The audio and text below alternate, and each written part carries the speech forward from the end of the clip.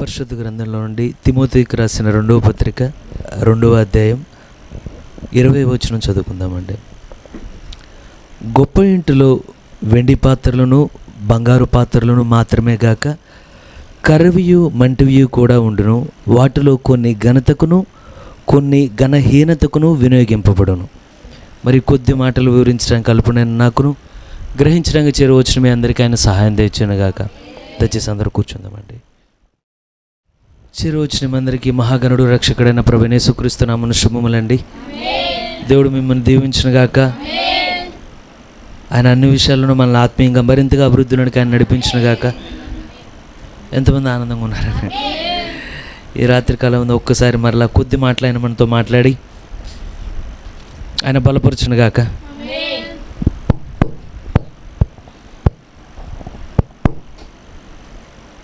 మరి చదివిన చిన్న వచనంలో ఉండి ఒక్క పదం మాత్రమే నేను తీసుకుంటున్నానండి.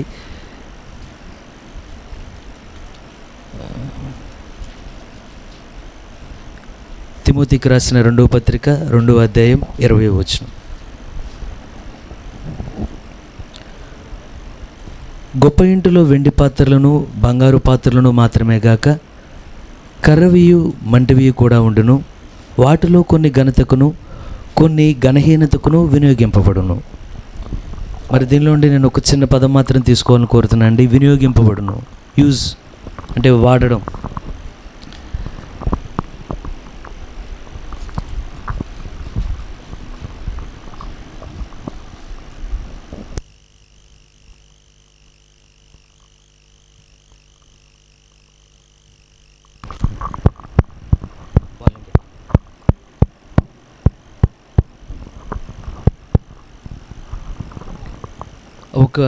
ఒక్క చిన్న పదం మాత్రమే తీసుకున్నాను. కొంచెం వినియోగింపబడును.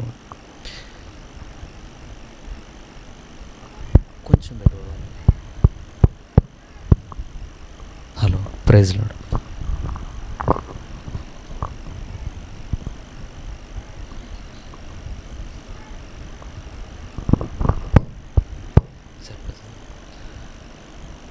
ఎంతమంది ఆనందంగా ఉన్నారండి? మరి ఈరోజు మరి కొద్ది మాటలు దేవుడు మనందరికీ అర్థమాటలు దేవుడు దయచుకున్నగాక. మరి రాసిన నోట్స్ అంతా అటు ఇటు రఫ్గా ఉంది. మరి అంతా దేవుడే సమకూర్చి మనందరికీ అర్థమైనట్లు దేవుడు దయచుకున్నగాక. మీరు నన్ను చూసి కలవరపడవద్దు. నేను పేపర్లు తిప్పేటప్పుడు నేను ఒక పేపర్ రాసి మొత్తం నేనే కన్ఫ్యూజన్లో ఉన్నాను. నేను కన్ఫ్యూజన్లో ఉన్నాను, మీరైతే ఎవరు కన్ఫ్యూజ్ అవ్వమాకండి. దేవుడు నాకు సహాయం చేస్తాడు, నమ్మకం నాకు ఉంది. మరి వచ్చిన ఆలోచన నేను వేరే విధంగానే వేరే పేపర్లో రాస్తాను అనుకున్నా, కానీ ఉన్నదే బుక్ రిటర్న్ చేశాను. ఫైనల్లో చూసిన టైం ఉంటుంది అనుకున్నా, లేకపోవడం వల్ల కొంచెం ఇబ్బంది అయింది. అయితే మరి ఇప్పుడు పౌలు రాసేటప్పుడు తిమోతితో ఏమన్నాడంటే, ఈ తిమోతికి రాసిన పత్రిక పౌలు తన జీవితం అంతట్లో మొట్టమొదటిగా రాసిన పత్రిక ఏంటిదండి? తెస్సలోనికీయులకు రాసిన మొదటి పత్రిక. పౌలు తన జీవితాంతంలో అంటే తన యొక్క ఆయుష్కాలం అంతట్లో చివరిగా రాసిన పత్రిక తిమోతికి రాసిన పత్రిక. దీనిలో ఏమంటాడంటే, నేను పానీయార్పణంగా పోయబడుతున్నాను, నా పరుగు కడముట్టించి తిని ఇప్పటి వరకు దేని కొరకైతే నేను ప్రయాసపడుతున్నాను ఆ సమయం ఇంకెంతో దూరం లేదు, కానీ అది నాకు సమీపంగా వచ్చిందని చెప్పి ఈ తిమోతికి రాసిన పత్రికలో పౌలు మాట్లాడుతూ ఉంటాడు.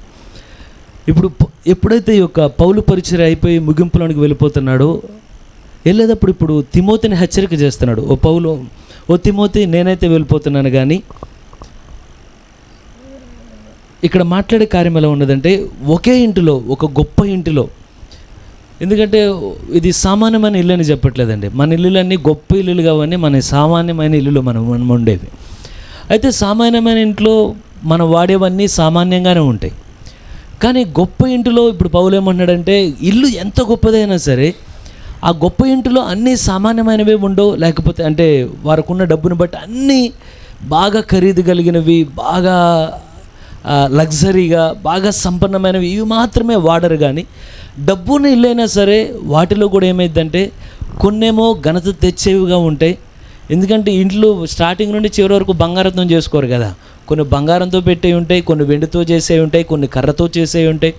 ఎలా అయితే ఇవి అనేక రకాలుగా ఉంటాయో, కాకపోతే మీరు ఇప్పుడు ఇంటిలో వాళ్ళకి కేవలం నేను బంగారం ఒక్కటే వాడతాను, వెండి ఒక్కటే వాడతాను అంటారు. కానీ ఇంట్లో ఉన్న వాళ్ళకి ప్రతి పరికరంతో ఒక అవసరం అనేది ఉంటుందండి. ప్రతి పరికరం వినియోగించబడుతుంది ఇంటిలో. ఇప్పుడు ఇక్కడ ఏమన్నాడంటే, ఇప్పుడు పౌలు మీరు ఇంకొంచెం మళ్ళీ ముందుకు వెళ్ళేసరికి ఏమంటాడంటే, కొన్నేమో ఘనత కొరకు వాడబడతాయి, కొన్నేమో ఘనహీనత కొరకు వాడబడతాయి, కొన్నేమో దేవుని యొక్క చేతిలో దేవుని చేతులు అనేకం వాడబడతాయండి. ఇప్పుడు కేవలం పౌలు ఒక ఇంటి గురించి చెప్పట్లేదు, కానీ ఆ గొప్ప ఇల్లు ఏదో కాదు, కానీ చర్చే ఒక ఇల్లు అండి. కేవలం ఇక్కడ ఎనికేపాడు చర్చే కాదు, కానీ దేవుడు కేవలం ఇక్కడ ఒక్క చోట లేదు కానీ ప్రపంచవ్యాప్తంగా దేవుడు అనేక దేశాల్లో ఆయన కలుగున్నాడు. ఆయన ప్రతి చోటు కూడా దేవుడు ఒక్కొక్కరికి ఒక్కొక్క తలాంతిని ఇచ్చాడు, ఒక్కొక్కరిని ఒక్కొక్క విధంగా వాడుకుంటున్నాడు. అన్ని తలాంతులు ఒకలా కనబడవు, దానికి చాలా వ్యత్యాసం కనబడుతూ ఉంటుంది. అయితే ఇది గడిచిన దినాల్లో నేను ఒక కార్యం ఏంటంటే, నాకు వచ్చిన ఒక చిన్న తలంపును బట్టి అలా రాసిన ఒక చిన్న రఫ్ నోట్స్ ఇది. అయితే మీరు గమనిస్తే దేవుడు దేన్ని వాడతాడంటే, దాన్ని కొంచెం ముందుకెళ్ళిన తర్వాత చూద్దాం. దేవుడు చాలా కార్యాలు దేవుడు వాడతాడు. ఆయన ఎంపిక చేసేటప్పుడు ఆ ఎంపిక దాదాపు మన కళ్ళకు అర్థం కాదండి. ఆయన దేన్ని ఎంచుకోబోతున్నాడో ఆయన వాడుకోవడానికని. కారణం, ఎప్పుడైతే అననీయ దగ్గరికి వెళ్ళి ఏ పౌలు అయితే రాస్తున్నాడో ఈ లేఖనాన్ని, ఈ పౌలుని అభిషేకించక ముందు అననీయ దగ్గరికి వెళ్ళి దేవుడు ఏమన్నాడంటే, ఓ అననీయ, నువ్వు ఆ తార్సు పట్టణంలో ఆ దమస్కు దగ్గర అప్పటికి పౌలు ప్రభువైన యేసుక్రీస్తుని ఆయన కలిశాడు, అంటే అగ్నిస్తంభంగా ఎదుర్కొన్నాడు. నువ్వు వెళ్ళి ఆ పౌలుకి వెళ్ళి నువ్వు ప్రార్థన చేయి, ఆ పౌలుకి వెళ్ళి నువ్వు బాప్తిస్మీ అని చెప్పేటప్పుడు ఈ తిమోతి దేవుడు ఎప్పుడైతే అననీయగా చెప్తా ఉన్నాడో, అననీయ పరిస్థితి ఎలా ఉన్నదంటే, ప్రభువా నువ్వు ఏ వ్యక్తి గురించి అయితే చెప్తున్నావో ఆ వ్యక్తి అస్సలు మంచోడు కాదు ప్రభువా, నీ ఎంపిక ఏమైనా పొరపాటున జరుగుతుందేమో. కానీ దేవుడు స్పష్టంగా ఏమంటున్నాడంటే, ఓ అననీయ, ఏం జరుగుతుందో అదంతా నాకు స్పష్టంగానే ఉంది, కానీ నువ్వు వెళ్ళి అతనికి ప్రార్థన చేయి. మొట్టమొదటిగా అతని చేతుల మీద, అతని కనుల మీద నువ్వు ఎప్పుడైతే చేతులు ఉంచుతావో అతనికి స్వస్థత జరుగుద్ది.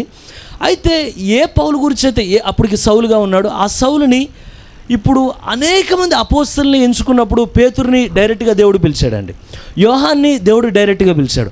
కానీ పౌలుని దేవుడు డైరెక్ట్గా ఆయన శరీరధారిగా ఉన్నప్పుడు పిలవలేదు, కానీ ఇప్పుడు ఏం చేశాడంటే ఆయన అగ్నిస్తంభంగా ఉన్నప్పుడు పిలిచాడు.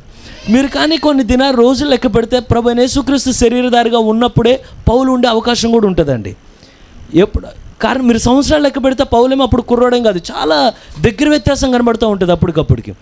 అయితే కానీ ఎప్పుడైతే విచిత్రం ఏంటంటే, దేవుడు ఏ అపోస్తలుని వాడట్లేదు, కానీ అననీయనే తీసుకున్నాడు. కారణం ఏంటంటే, మీరు గలతీ రాసిన పత్రిక చదివేటప్పుడు పౌలు ఏమంటాడంటే, నేను ఏ లేఖనం అయితే ప్రసంగిస్తున్నానో ఈ లేఖనం ఏ మనుషుని వద్ద నేను నేర్చుకోలేదు, కానీ అరేబియా ఆ యొక్క ఎడారిలోనికి వెళ్ళిన తర్వాత అక్కడ దేవునితో నేను కలుసున్నప్పుడు దేవుడే ముఖాముఖిగా నాకు నేర్పించాడు దాన్ని. ఒకవేళ మీరు అనుకుంటారేమో అపోస్తులు ఎవరో నా మీద చేతులు పెట్టారని, వాళ్ళు ఎవరో నన్ను నింపారని. లేదు లేదు లేదు. కారణం ఏంటంటే, ఇతను కేవలం అపోస్తులే కాదు, కానీ ఒక సంఘకాలానికి దూత అండి. ఒక సంఘకాలానికి దూత అంటే అది నా దేవుని చేతిలో ఒక నక్షత్రం. ఆయన ఈ నక్షత్రంలో వెలుగు అపోస్తలుల నుండి వచ్చిన వెలుగు కాదు, కానీ దేవుని యొక్క వెలుగే ఈ నక్షత్రంలో వెదజల్లబడాలి. అది అప్పుడే అతను దూత అవుతాడు. ఎక్కడో నేర్చుకుని రాడు అక్కడికి. అయితే కానీ ఈ పౌలు గురించి ఇప్పుడు ఏమన్నాడంటే, నేను వాడుకుంటాను పౌలుని, నేను పౌలుని వాడుకుంటా. అననీకి ఎలా ఉన్నదంటే, ప్రభువు ఎలా సాధ్యం అది? కారణం ఏంటంటే, నువ్వు ఏ వ్యక్తిని అయితే వాడతానని చెప్తున్నావో అదే వ్యక్తి ఒక దగ్గర స్త్రీలనేమో లాక్కొస్తున్నాడు, ఇంకోళ్ళనేమో కొడుతున్నాడు, ఇంకోళ్ళనేమో చంపుతున్నాడు. ఇన్ని కార్యాలు జరిగే వ్యక్తిని నువ్వు వాడుకుంటానని ఎలా చెప్తున్నావు? కానీ దేవుడు ఏమన్నాడంటే, నేనేమైతే శిక్షలు ఇంకా భరించవలసి ఉన్నావో అవన్నీ పౌలు యొక్క శరీరంలో నేను సంపూర్ణం చేస్తాను వాటిని.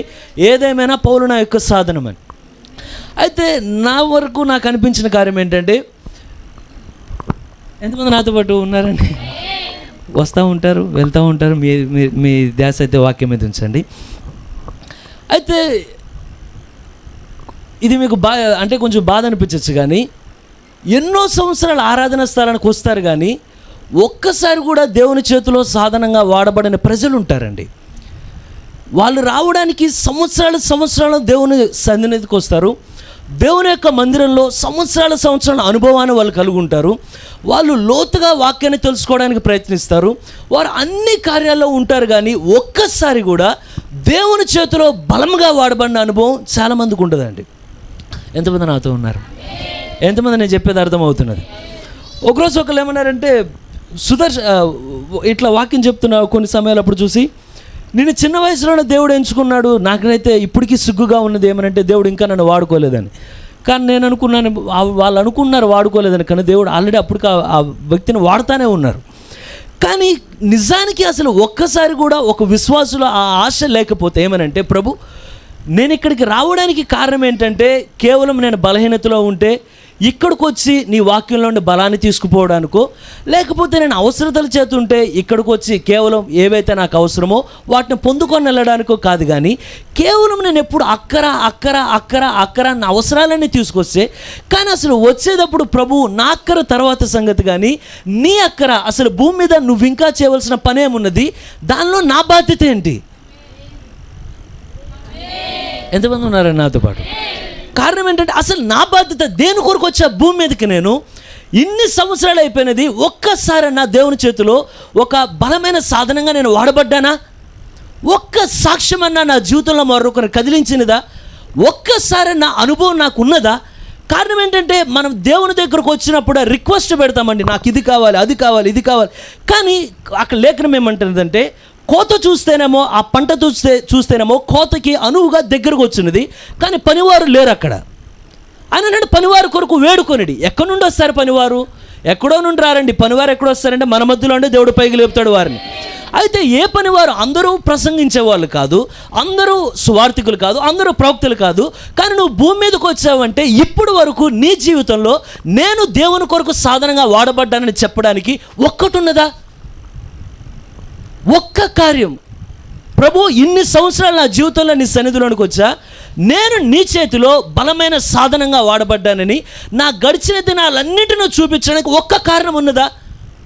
కారణం ఏంటంటే ఎన్నడూ చూడనంత స్వార్థపరులు మనం ఈ కాలంలోనే చూస్తామండి.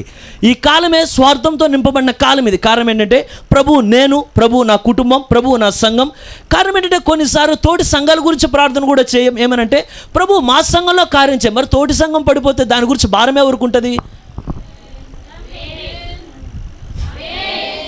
ఎంతమందికి అర్థమవుతుందండి? కారణం ఏంటంటే ఒక సంఘం పడిపోతుందంటే చాలాసార్లు జరిగేది, ఒక 10 మంది కూర్చొని మాట్లాడడానికి ఇష్టపడతారు, కానీ ఒక సంఘంలో పొరపాటు జరిగితే 10 మంది కూర్చొని దాని గురించి వివరించడానికి ఇష్టపడతారు. కానీ రోషంతో దేవుని దగ్గరకు వచ్చి, ప్రభు మేము గొప్పలమని నిలబడలేదు, ఈ రోజున పడిపోవాల్సిన కృపచేత నువ్వు నిలబెట్టావు మమ్మల్ని. ఈరోజు మేము నిలబడితే పలానా సంఘం పడిపోతే కూర్చొని మేము విమర్శించడం కాదండి. మీరు గమనించండి, ఈ రోజున సార్వత్రిక వధువు అంటే కేవలం ఒక ఎనికపడి చర్చిలోని రాదు వధువు, ఒక్క దుర్గాపురం చర్చిలోని రాదు, ఒక్క విజయవాడ చర్చిలోని రాదు. మనం కేవలం మన కొరకు కాదండి. మనం ప్రార్థించినప్పుడు ప్రభు నువ్వు ఎక్కడ ఏ సేవకుని పిలిచావో, ఎక్కడ ఏ సంఘం నువ్వు ఏర్పరచుకుని ఉండినావో, ఎక్కడ నువ్వు నీ యొక్క ఇష్టాన్ని జరిగించాలనుకున్నావో ప్రతి చోట నీ ఆత్మ పని చేయని అయ్యా. కేవలం మా సంఘం కాదు, ప్రతి చోట నువ్వు పని చేయాలయ్యా. కేవలం మా సేవకుడు కాదు, ప్రతి సేవకుడు నువ్వు వాడుకోండి అయ్యా. కేవలం స్వార్థం కాదయ్యా, కేవలం నీ కొరకు మేము బ్రతుకున్నట్లుగా. ఎంతమంది ఉన్నారండి నాతో పాటు? దయచేసి స్వార్థపాత్మను వదిలిపెట్టమని నేను కోరుతున్నానండి. ఇది నేను కాదు, పరిశుద్ధాత్మ నడిపింపు చేత మిమ్మల్ని అడుగుతున్నాను. ఏమనంటే దయచేసి మన మీద ఉన్న స్వార్థపు పరులు దయచేసి ఒకసారి వదిలించండి. దేవుడు ప్రభు యేసుక్రీస్తు ఆయన భూమి మీద జీవించిన ఏ కాలం కూడా ఆయన ఒక్కసారి కూడా స్వార్థంతో జీవించలేదు. కానీ ఆయన జీవించిన ప్రతి క్షణం ఇతరుల కొరకు ఆయన లైఫ్ లాంగ్ ఇతరుల కొరకు అండి. కానీ ఈరోజు మనమున్న ఏజ్ అంటే సెల్ఫిష్. ప్రతిదీ స్వార్థం. ఎంతమంది నాతో పాటు? ఎంతమందికి నేను చెప్పేది అర్థమవుతుందో? పౌలు ఒకటి చెప్పగలడు. ఏమంటే పౌలు ఏమంటాడంటే, అయ్యా నేను నీ కొరకు వినియోగించబడినప్పుడు ఏదో ఒక ప్రీచర్ కాదు కానీ, అంటే కేవలం ఒక బోధకుడు గానో ఒక పాటలు పాడేవాడు. దయచేసి మీ దృష్టి వాక్యం మీదనే ఉంచండి. ఎంతమంది ఉన్నారు నాతో పాటు? దయచేసి ఈ వాక్యాన్ని పోగొట్టుకోమాకండి. నేను మర్మమని చెప్పట్లేదు, కానీ అత్యవసరం అని మటుకు నేను చెప్పగలనండి. లోతని నేను చెప్పలేను, కానీ ఖచ్చితంగా మనకు కావాలని మాత్రం నేను చెప్పగలనండి. కారణం అంటే ప్రతి చోట ఒక రోషం, ఒక ఉద్యమం అంటే ఎక్కడి నుండి వస్తుందంటే, ఏదో మనం ఉండి ప్రభురా అంటే రాదండి. త్యాగపూరితమైన జీవితం లేకుండా ఎక్కడి నుండి వస్తుంది? ఏదైనా ఉన్నారా? ఎంతమంది ఇష్టపడుతున్నారు? ప్రభు నా జీవితంలో నేను నీకు ఒక్కసారి సాధనంగా వాడబడ్డానా? కారణం ఏంటంటే ఇక్కడ నిలబడిన మనందరినీ పిలిచి సాక్ష్యం అడిగితే ఒక్కొక్కరి సాక్ష్యం ఏముంటుందండి? ఏమనంటే, ప్రభు నేను గడిచిన దినాల్లో ప్రార్థన చేసాం మా ఇంటి గురించి, దేవుడు మా కుటుంబంలో నీ కుటుంబంలో అద్భుతం చేస్తే, మరి నశించిపోతున్న కుప్పల మంది ఉన్నారు కదా, వారి గురించి భారం ఎవరు చూసుకుంటారు? ఉన్నారండి? పడిపోతున్న సంఘాలు ఉన్నాయి కదా, వాటి గురించి భారం ఎవరు తీసుకుంటారు? కారణం ఏంటంటే మన ఆలోచన అంతా ఎల్లప్పుడు నేను. కానీ పౌలు ఏమంటాడంటే, అయ్యా నేను పరిచర్య చేసినప్పుడు నేను నేను నేను నేను అని పరిచర్య చేయలేదు. కానీ ఏమంటాడంటే, నన్ను ఏ యూదులైతే కొట్టారు, నన్ను ఏ యూదులైతే జైల్లో వేశారు, నన్ను ఏ యూదులైతే చిత్రహింసలు గురి చేశారో సాధ్యం అవ్వాలి, కానీ క్రీస్తు నుండి నేను వేరే కోరి వారి రక్షణ కొరకు నేను ప్రార్థించాలని కోరుతున్నాను. అదే అండి సాధనం అంటే, అదండి దేవుని కొరకు వాడబడ్డం అంటే, అదండి దేవుని కొరకు ఆయుధంగా మారడం అంటే. It's not me, it's you lord. ప్రభు, ఇది నేను కాదు, నీవు నాయనా. నీలో భాగమైన ప్రతి వధువుని లోనికి చేర్చేంత వరకు విశ్రాంతి మాకు లేకుండా ప్రార్థించే హృదయాలు దయచేయండి. విశ్రాంతి లేకుండా గుండెల్లో మంటను పుట్టించండి. విశ్రాంతి లేకుండా మొరపెట్టే హృదయాలు మాకు దయచేయండి. ఎంతమంది ఉన్నారండి? పౌలు సాధనం ఎలా అయ్యాడు? తన కొరకు తను జీవిస్తే సాధనం అవులా, దేవుని కొరకు దేవుని యొక్క ప్రజల కొరకు జీవించినప్పుడు సాధనంగా మారాడండి. ఎంతమంది ఆయన కొరకు, ఆయన ప్రజల కొరకు? కారణం ఏంటి అంటే, నువ్వు ఏ రోజునైతే ఎత్తుపట్ల ఎంతమంది వెళ్తామని కోరుతున్నారు? ఎత్తుపట్ల వెళ్తామా మనం అందరం? తీర్పును దాటిపోతామా మనం? కానీ గమనించండి, రెండు రకాలు ఉన్నాయి. ఒక తీర్పు నువ్వు దాటే తీర్పు ఉన్నది, కానీ రెండవది ఉన్నది, అది నువ్వు ఖచ్చితంగా ఎదుర్కోవాల్సిన కార్యం. అది ఎందుకయ్యా అంటే, మీరు గమనించండి బ్రదర్ బ్రానమ్ ఎప్పుడైతే ఆయన యొక్క పరదేశంలోనికి 6వ పరిమాణంలోనికి వెళ్ళారో, వెళ్ళిన తర్వాత అక్కడ వాళ్ళని అడిగినప్పుడు ఏమనంటే, ఇప్పుడు నేను తిరిగి ఇక్కడే ఉండిపోతానా? లేదు, నువ్వు అక్కడికి వెళ్తావు, మళ్ళీ మేము వస్తాం అని చెప్పినప్పుడు అక్కడ ఏం చెప్పబడిందంటే, నువ్వు ఎప్పుడైతే కిందకి వెళ్తావో దేవుడు నిన్ను ముఖాముఖిగా కలిసినప్పుడు నిన్ను లెక్క అడుగుతాడు దేవుడు. నువ్వు ర్యాప్చర్లో ఉన్నా నువ్వు లెక్క చెప్పాలి దీనికి. ఎంతమంది ఆమేనంటారండి? నువ్వు ర్యాప్చర్లో ఉంటావు, ఎత్తబట్లో ఉంటావు, కానీ నువ్వు లెక్క చెప్పాలి. దేని కొరకు? అపోస్తలులైన పౌలు బోధించిన బోధ నువ్వు బోధించావా? దానికి నువ్వు లెక్క చెప్పాలి. ఓ ప్రవక్త అంటే, ఒకవేళ ప్రవక్తను దేవుడు లెక్కడితే ఇక్కడ కూర్చున్న మనందరినీ లెక్కడగడా దేవుడు? దీని గురించి దేవుడు మనల్ని లెక్కడగడా దేవుడు? దీని గురించి దేవుడు మన దగ్గర వివరంగా అడగడా ఆయన? నువ్వేం చేస్తావు నా కొరకు అంటే ఏం చెప్తాం ఆ రోజున? కారణం ఏంటంటే, ఒకవేళ నిజంగానే ఎప్పుడు నా హృదయంలో వచ్చేది, ఎప్పుడైతే అలా దేవుని ముందు నిలబడినప్పుడు ఒక్కొక్కరు ఆయన క్రీస్తు ముందు నడుచుకుంటూ వెళ్ళేటప్పుడు, ఒకవేళ నీ ముందు హతసాక్షి వెళ్ళొచ్చు, నీ ముందు నా పౌలు వెళ్ళొచ్చు, అదే వెనక లైన్లో నీవు నిలబడితే వాళ్ళని అడిగి ప్రభు, ఒకవేళ పౌలుని అడిగాడు కూడా దేవుడు, పౌలా నువ్వు నా కొరకు ఏం చేసావు అంటే, పౌలు చెప్తాడు ఏమంటే, ప్రభు కొంత కాదు, నా జీవితమే దావీదు నీటిని పానీయార్పణంగా పోసినట్లుగా నా జీవితం మొత్తం పానీయార్పణంగా పోసాను ప్రభు. ఆ వెనుక లైన్లో నువ్వు నిలబడితే ఏం చెప్తావు దేవునికి? ఆ వెనుకలైనా నీవు నిలబడితే నీ ఆన్సర్ ఏంటి అక్కడ? ప్రభు నేను ఆదివారం ఆరాధన కోసం ఉద్యోగం సరిపోదు అక్కడ. ప్రభు నేను మా బంధువులు సరిపోదు అక్కడ. పౌలుతో సమ పోటీగా నిలబడాల్సిన సాక్ష్యాలు కావాలండి మనకి. ఈ సాక్ష్యాలు సరిపోవు అక్కడ. మనం అనుకున్న లెక్కలు సరిపోవు ఇక్కడ. మనం ఏదైతే పరిపూర్ణం అనుకున్నామో, మనం ఏదైతే సరిపోయేది అనుకున్నామో, మనం అనుకున్నది సరిపోదు. ప్రవక్త ఒక గడిచిన రాజు, నేను నెక్స్ట్ మెసేజ్ కోసం అది కోట్ దాచాను దాన్ని, కానీ ఇప్పుడు చెప్తున్నాడు. అది ప్రవక్తను ఒక ప్రీచింగ్ చేస్తే ఏమంటాడంటే, దయచేసి ఓ సంఘం మీరు ఆలకించండి, మీరంతా పెంతెకోస్తేకు అనుభవంలో ఉండాలని కోరుతున్నారు, కానీ సంఘం నిదానంగా వెనక జారుతుంది. ఇప్పుడు మనకు కావాల్సింది, నేను చాలాసార్లు ఏమనుకున్నానంటే, నేను నా లైఫ్ అంతట్లో సేవకులాగా ఉంటే బాగుండు అనుకున్నాను. నేను చాలాసార్లు అంటే నాన్నగారు ఎలా జీవించారో అలా జీవిస్తే చాలు, నా భార్య మా అమ్మలా జీవిస్తే చాలు, నా బిడ్డలు మేము ఎట్లా పెంచామో వాళ్ళు అలా పెంచబడితే చాలు అని. కానీ వర్తమానం ఏమంటుందంటే, నువ్వు ఇప్పుడు ఉన్న ఏజ్ సింగిల్ గేర్ వేసేదిగా డబల్ గేర్ వేయాలి. నువ్వు ఇప్పుడు శోధన పెరుగుతున్నది కనుక భక్తి జీవితం ఇంకా ఎదగాలి. ఇది కానీ ముందున్న స్టాండర్డ్ తగ్గడం కాదు, ముందున్న దాన్ని పట్టుకోవడం, ముందున్న దానికన్నా పైకి లేగాల్సిన కాలంలో మనం ఉన్నామండి. కారణం అంటే ఎత్తబాటు అక్కడ జరగలే, ఇక్కడ జరగబోతున్నది ఎత్తబాటు. ఎంతమంది ఉన్నారండి? శరీరం మార్పు వాళ్ళు చూడ, మనం చూడబోతున్నాం శరీరం యొక్క మార్పు. అద్భుతాలు వారు చూసిన దానికి ఎక్కువ అద్భుతాలు మనం చూడబోతున్నాం కనుక ముందున్న భక్తి జీవితం చాలదండి, ఇప్పుడు గేర్ డబల్ అయ్యాలి మనం ఈ రోజున.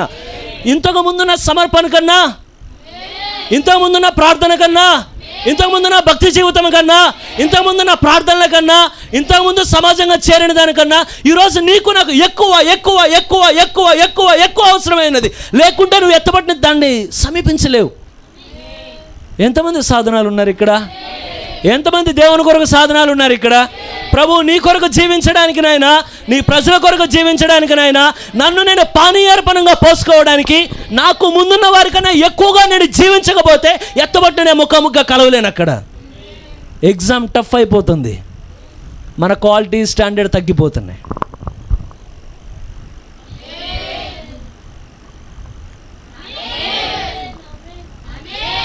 ఫస్ట్ గేర్ సరిపోదు, ఇప్పుడు ఏం చేయాలి? రెండో గేర్ కూడా కాదండి, 2 డబల్ గేర్లు వేయాలి, 2, 3 తొక్కి ఇంకా ముందుకు వెళ్ళిపోవాలి, లేకపోతే ఎత్తుపట్టు మనం సమీపించినాం ఈ రోజున. అయితే మీరు గమనించండి, నేను గడిచిన దినాల్లో నుండి ఒక చిన్న కార్యాన్ని మరి అది ముందున్న వర్తమానాల కొరకు దాచాం, మరి దేవుడే దయ చూపించిన గాక. అయితే దేవుడు ఎవరిని వాడుకుంటాడు ఆయన. కారణం ఏంటంటే, ఎంతమందికి ఉంది ఇష్టంగా ఉన్నది ప్రభు నా జీవితం ఆయుష్కాలం అంతా అయిపోయిన తర్వాత. కారణం ఏంటంటే, నా చిన్నప్పుడు ఒక ఆశ ఉండేదండి. చాలామంది అంటారు వీడియోలో చూసినప్పుడు, మీరు చచ్చే లోపల ఒక్కసారన్నా పలానా ప్లేస్ చూడండి, మీరు చచ్చే లోపల పలానా ఫుడ్ ఒక్కసారి చాలా టేస్ట్గా ఉంటుంది. నేను అనుకున్నాను నేను చచ్చే లోపల ఒక్కసారి నా కేరళ వెళ్ళాలని, కానీ ఈ రోజున అది నా వల్ల కాలేదు, కానీ అది సాధ్యం కాదులే కానీ నాకు. కానీ ఈ రోజున ఏమున్నదంటే, చచ్చే లోపల కేరళ పోవడం కాదు, అది కాదు, చచ్చే లోపల బలంగా ఆయన చేతిలో లేకపోతే చనిపోయి ఏం ప్రయోజనం, ఎక్కడికి వెళ్తాం, ఏం చేస్తాం అసలు. నువ్వు ఆయుష్కాలం అయ్యే లోపల ఏదో ఒక విధాన దేవుని పాదాల దగ్గర పడి. కారణం ఏంటంటే, గడిచిన దినం కూడా కోడ్ పక్కన పెట్టాను. ప్రవక్త ఏమంటాడంటే, నువ్వు పరిశుద్ధాత్మ ద్వారా పని చేయాలని కోరితే మనమున్న ఈ మెత్తని జీవితాలు సరిపోవండి. ప్రవక్త అన్నాడు, నువ్వు చేసే ప్రార్థన రోషంతో ప్రార్థన చేయాలా, చెమట కారేట్లో ప్రార్థన చేయాలా, రాత్రి నీ నిద్రను ఆపుకొని ప్రార్థన చేయాలా. శోధన ఎక్కువగా నువ్వు కూడా, లేకపోతే తాకలేము, వచ్చే కాలాన్ని మనం సమీపించలేమండి. ఈ స్టాండర్డ్ కన్నా ఈ స్టాండర్డ్ సరిపోదు. నేను సరిపోద్ది అనుకున్నా, కానీ సరిపోదు ఇది. ఇంకా నాకు తెలుసు, నేను పోరాడుతున్నది నా హృదయంలో దేవుడు ఇచ్చిన ఆశను బట్టి. నా తర్వాత రోజుల్లో నేను చూసినంతవరకు ఏమనంటే, చాలామంది కాళ్ళు వెనక్కే వెళ్తున్నాయండి. కానీ దేవుడు నా హృదయంలో పెట్టిన దానికి, నేను పోరాడడానికి, దాన్ని చాలా కష్టమైన విషయం కూడా నాకు తెలుసు. కానీ ఎలాగైనా ఆశపడిన ప్రాణాన్ని నేను నమ్ముతున్నా. నా తర్వాత దేవుడు ఇంకో సంఘాన్ని, దేవుడు మళ్ళీ కొంతమంది ప్రజలు లేపినప్పుడు, ఇప్పుడున్న శక్తితో దేవుడు వారిని కూడా నింపుతాడని ఆశ నా గుండెల్లో ఉన్నదండి. నా మీద నమ్మకం కాదు, ఆయన మీద నమ్మకం ఉన్నది. అది నా ఆశనే, ఆయన తీరుస్తాడని నమ్మకం నాకు ఉన్నదండి. కారణం నువ్వు భూమి మీదకి వస్తే నీ యొక్క అంటే పని ఏంటి, నీకు నా యొక్క పని ఏంటయ్యా అంటే, నాకున్న ఆశ ఏంటంటే, నాకున్న డ్రీమ్ ఏంటంటే, ఎలా అయితే నేను దేవుని యొక్క సన్నిధిలో ఆయన ఆత్మ కదిలింపును ఈ రోజును చూశానో, ఒకరోజు నా వెంట్రుకలు తెల్లబడిపోయిన తర్వాత నేను నా యొక్క ఆయుష్కాలం ముగించేసరికి సేమ్ అంతకన్నా ఇంకా ఎక్కువ చెందాలని ఆశ నాకున్నదండి. కానీ నేను అడుగుతున్నా, మీకున్న ఆశ ఏంటి? అసలు దేవుని చేతులు ఎలా మీరు సాధనంగా వాడబడతారు? సరే, దేవుడు నిజానికి అందరిని వాడుకుంటాడా? ఆయన సాధనాల్లో కావాలా? ఆయనకి అడుగుతున్నాడా? అక్కడ కావాలి, పనివారు కావాలని చెప్పి. కావాల్సిన కేవలం ప్రీచర్లే కాదండి, వాక్యం కొరకు నిలబడే ప్రతి విశ్వాస ఆయన కావాలి ఈ రోజున. సాక్ష్యం చెప్పే వాళ్ళు ఆయన కావాలి ఈ రోజున. ప్రార్థన చేసే వాళ్ళు కావాలి ఆయనకి ఈ రోజున. రోషంగా నిలబడే వాళ్ళు కావాలి ఈ రోజున. ఆయనకి ఈ రోజు కావాలి. కానీ ఎవరైనా ఉన్నారా ఇక్కడ? ఎవరున్నారు అంటే, అప్పుడు పరిశుద్ధుడు పరిశుద్ధుడు పరిశుద్ధుడు పరిశుద్ధుడు అని చెప్పి పరలోకంలో దర్శనం యెషయా అన్నాడు, అయ్యా నేను వెళ్తానయ్యా. అడుగుతున్న ఎవరైనా ఉన్నారా ఇక్కడ? రోషంతో మరొక తరానికి ఉన్నారా? నేను అడగట్లా, దేవుడు అడిగే కార్యం ఇది. ఉన్నారా ఎవరైనా? అయితే దేవుడు అందరినీ వాడతాడండి. నీకు చేతనైతే, నువ్వు సమర్పించుకోగలిగితే నిన్ను కూడా వాడతాడు ఆయన. ఎలా వాడతాడు ఆమె నాకు తెలియదు, కానీ నేను వాడతాడనే విషయం మాటికి నాకు తెలుసు. అయితే ఒకసారి షిండే పాస్టర్ గారు ఒక మాట చెప్పారు. ఏమనంటే, ఎప్పుడైతే వాళ్ళ వైఫ్ దగ్గరకు రోజు ఒక ఆయన వస్తున్నాడంట, వచ్చి ఏదేమైనా సరే అమ్మ కొంచెం పాస్టర్ గారితో మాట్లాడి నాకు ఒక చిన్న పని ఇప్పించమ్మా చర్చిలో, ఏదో ఒకటి. అంటే అతను ఇంట్లో ఏదైనా రిపేర్ చేయడానికి ఏదైనా చిన్న పని ఇప్పించి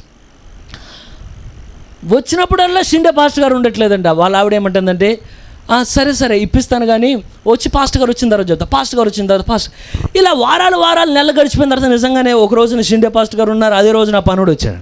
పని ఆయన వచ్చిన తర్వాత ఇప్పుడు చెప్తుంది, అతను ఇసిగిచ్చేస్తున్నాడండి నన్ను, పని అంటున్నాడు.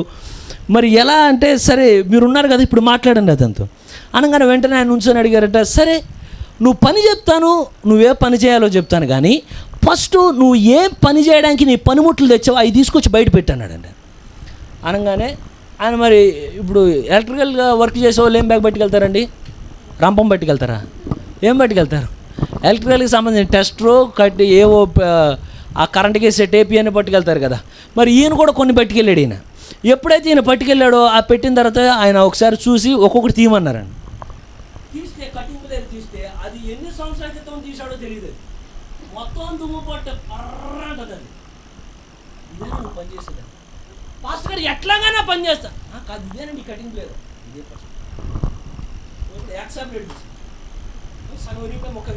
ఇదేనా నువ్వు పని చేసేది. పాస్టర్ గారు ఎలాగైనా పని చేస్తావు, నువ్వు ఎలాగైనా పని చేస్తావు, ఇవేనా నీ పనిముట్లను, ఇవేనా మొత్తం ఇచ్చిన తర్వాత దయచేసి నువ్వు ఇంటికి వెళ్ళిపోను. నువ్వు ఈరోజు దేవుడి దగ్గర పనికి రావాలంటే ఆయన కొన్ని క్వాలిటీస్ అడుగుతాడు నీ దగ్గర. నువ్వు వచ్చి ప్రభువు నన్ను పనిలో పెట్టుకుంటే అడిగిన అందరినీ తీసుకోడండి. నీ దగ్గర ఒక క్వాలిటీ కావాలి ఆయనకి. ఆ క్వాలిటీ నీ దగ్గర ఉన్నదా చూద్దాం. కారణం ఏంటయ్యా అంటే, నేను ఒక ఇంటర్వ్యూలో మీరు మా ఆఫీస్ దగ్గరికి చాలామంది వస్తారు, బళ్ళు వేసుకొచ్చి అడిగితే ఏమంటారంటే, అన్న ఇక్కడ ఏమైనా జాబ్ ఉన్నదా, అన్న ఇక్కడ ఏమైనా జాబ్ ఉన్నదా. నాకు నా ఫస్ట్ రోజులు గుర్తొస్తాయి, ఎందుకంటే చదువు అయిన తర్వాత అందరి పని అదే కదా, ఎక్కడ ఉన్న ఉద్యోగం ఉంది, ఎక్కడ ఉన్న ఉద్యోగం ఉందని. అలా చూసినప్పుడు ఇలా చూసి ఉద్యోగం ఉన్నది కానీ నీకు ఇవ్వాలంటే ఈ ఉద్యోగాలు ఇచ్చేస్తారు. ఇలాగ కలెక్టర్ ఆఫీస్కి వెళ్ళి నాకు కలెక్టర్ జాబ్ కావాలి ఇవ్వాలంటే అలా ఎవరు అక్కడ ఎగ్జామ్స్ రాసి ఇంటర్వ్యూ అన్నీ పాస్ అయ్యాలి అక్కడ. ఎప్పుడైతే ఒక పెద్ద ఆఫీస్ గురించి నేను ఒకసారి ఇంటర్వ్యూ అయినప్పుడు చాలా ఆశ్చర్యం అనిపించింది.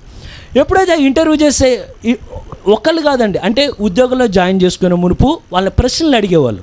ఒక 5-6 వరుసగా లైన్లో కూర్చొని ఉన్నారట. ఒకళ్ళ తర్వాత ఒకళ్ళు లక్షల ఆదాయం వస్తుంది ఆ ఉద్యోగానికి. ఒకళ్ళ తర్వాత ఒకళ్ళు వస్తుంటే వీళ్ళంతా మేధావులు కూర్చున్న వాళ్ళంతా చూసి అనుకుంటున్నారు, సరే ఎవరికి ఉద్యోగం ఇచ్చాలి, ఓకే తీసుకొచ్చి నాకు ఆ భాష తెలుసు, ఈ భాష తెలుసు, అదే పలానా కోర్స్ చేసా, ఈ కోర్స్ చేసా, మొత్తం ఇవన్నీ చూసి వద్దు అని పంపిస్తున్నారు. అయితే చివరికి ఒక వ్యక్తి వచ్చేసరికి అతను అన్ని సమాధానాలు చాలా బాగా చెప్పాడట. చెప్పంగానే ఈయన అనుకున్నాడు, ఇప్పుడు ఎవరైతే ఈ విషయాన్ని బయట పంచుకున్నాడో ఖచ్చితంగా ఈ కుర్రను ఉద్యోగానికి తీసుకుంటే బాగుండు అనుకున్నాడు. అనగానే తోటోళ్ళందరూ అవును అంటారు అనుకున్నాడు ఈయన. కానీ ఎప్పుడైతే ఇంటర్వ్యూకి ఓకే నీకు ఉద్యోగం ఇస్తామని చెప్పే టైం కల్లా పక్కన ఆయన అన్నాడంట, లేదు నీకు వాళ్ళు లేదని కూడా ఒక్కోసారి చెప్పరండి, తర్వాత పిలుస్తాం ఏదో చెప్తారు అట్లాగా. సరే తర్వాత నువ్వు రామనంగానే ఎప్పుడైతే ఆ వ్యక్తి వెళ్ళిపోతూ ఉన్నాడో ఓకే అనుకున్నారు అందరూ. ఆ వ్యక్తి తిరిగి వెళ్ళంగానే వెనక్కి తిరిగి పక్క నుండి పిలిచి అతను ఉద్యోగానికి సెట్ అవ్వడం అన్నాడంట.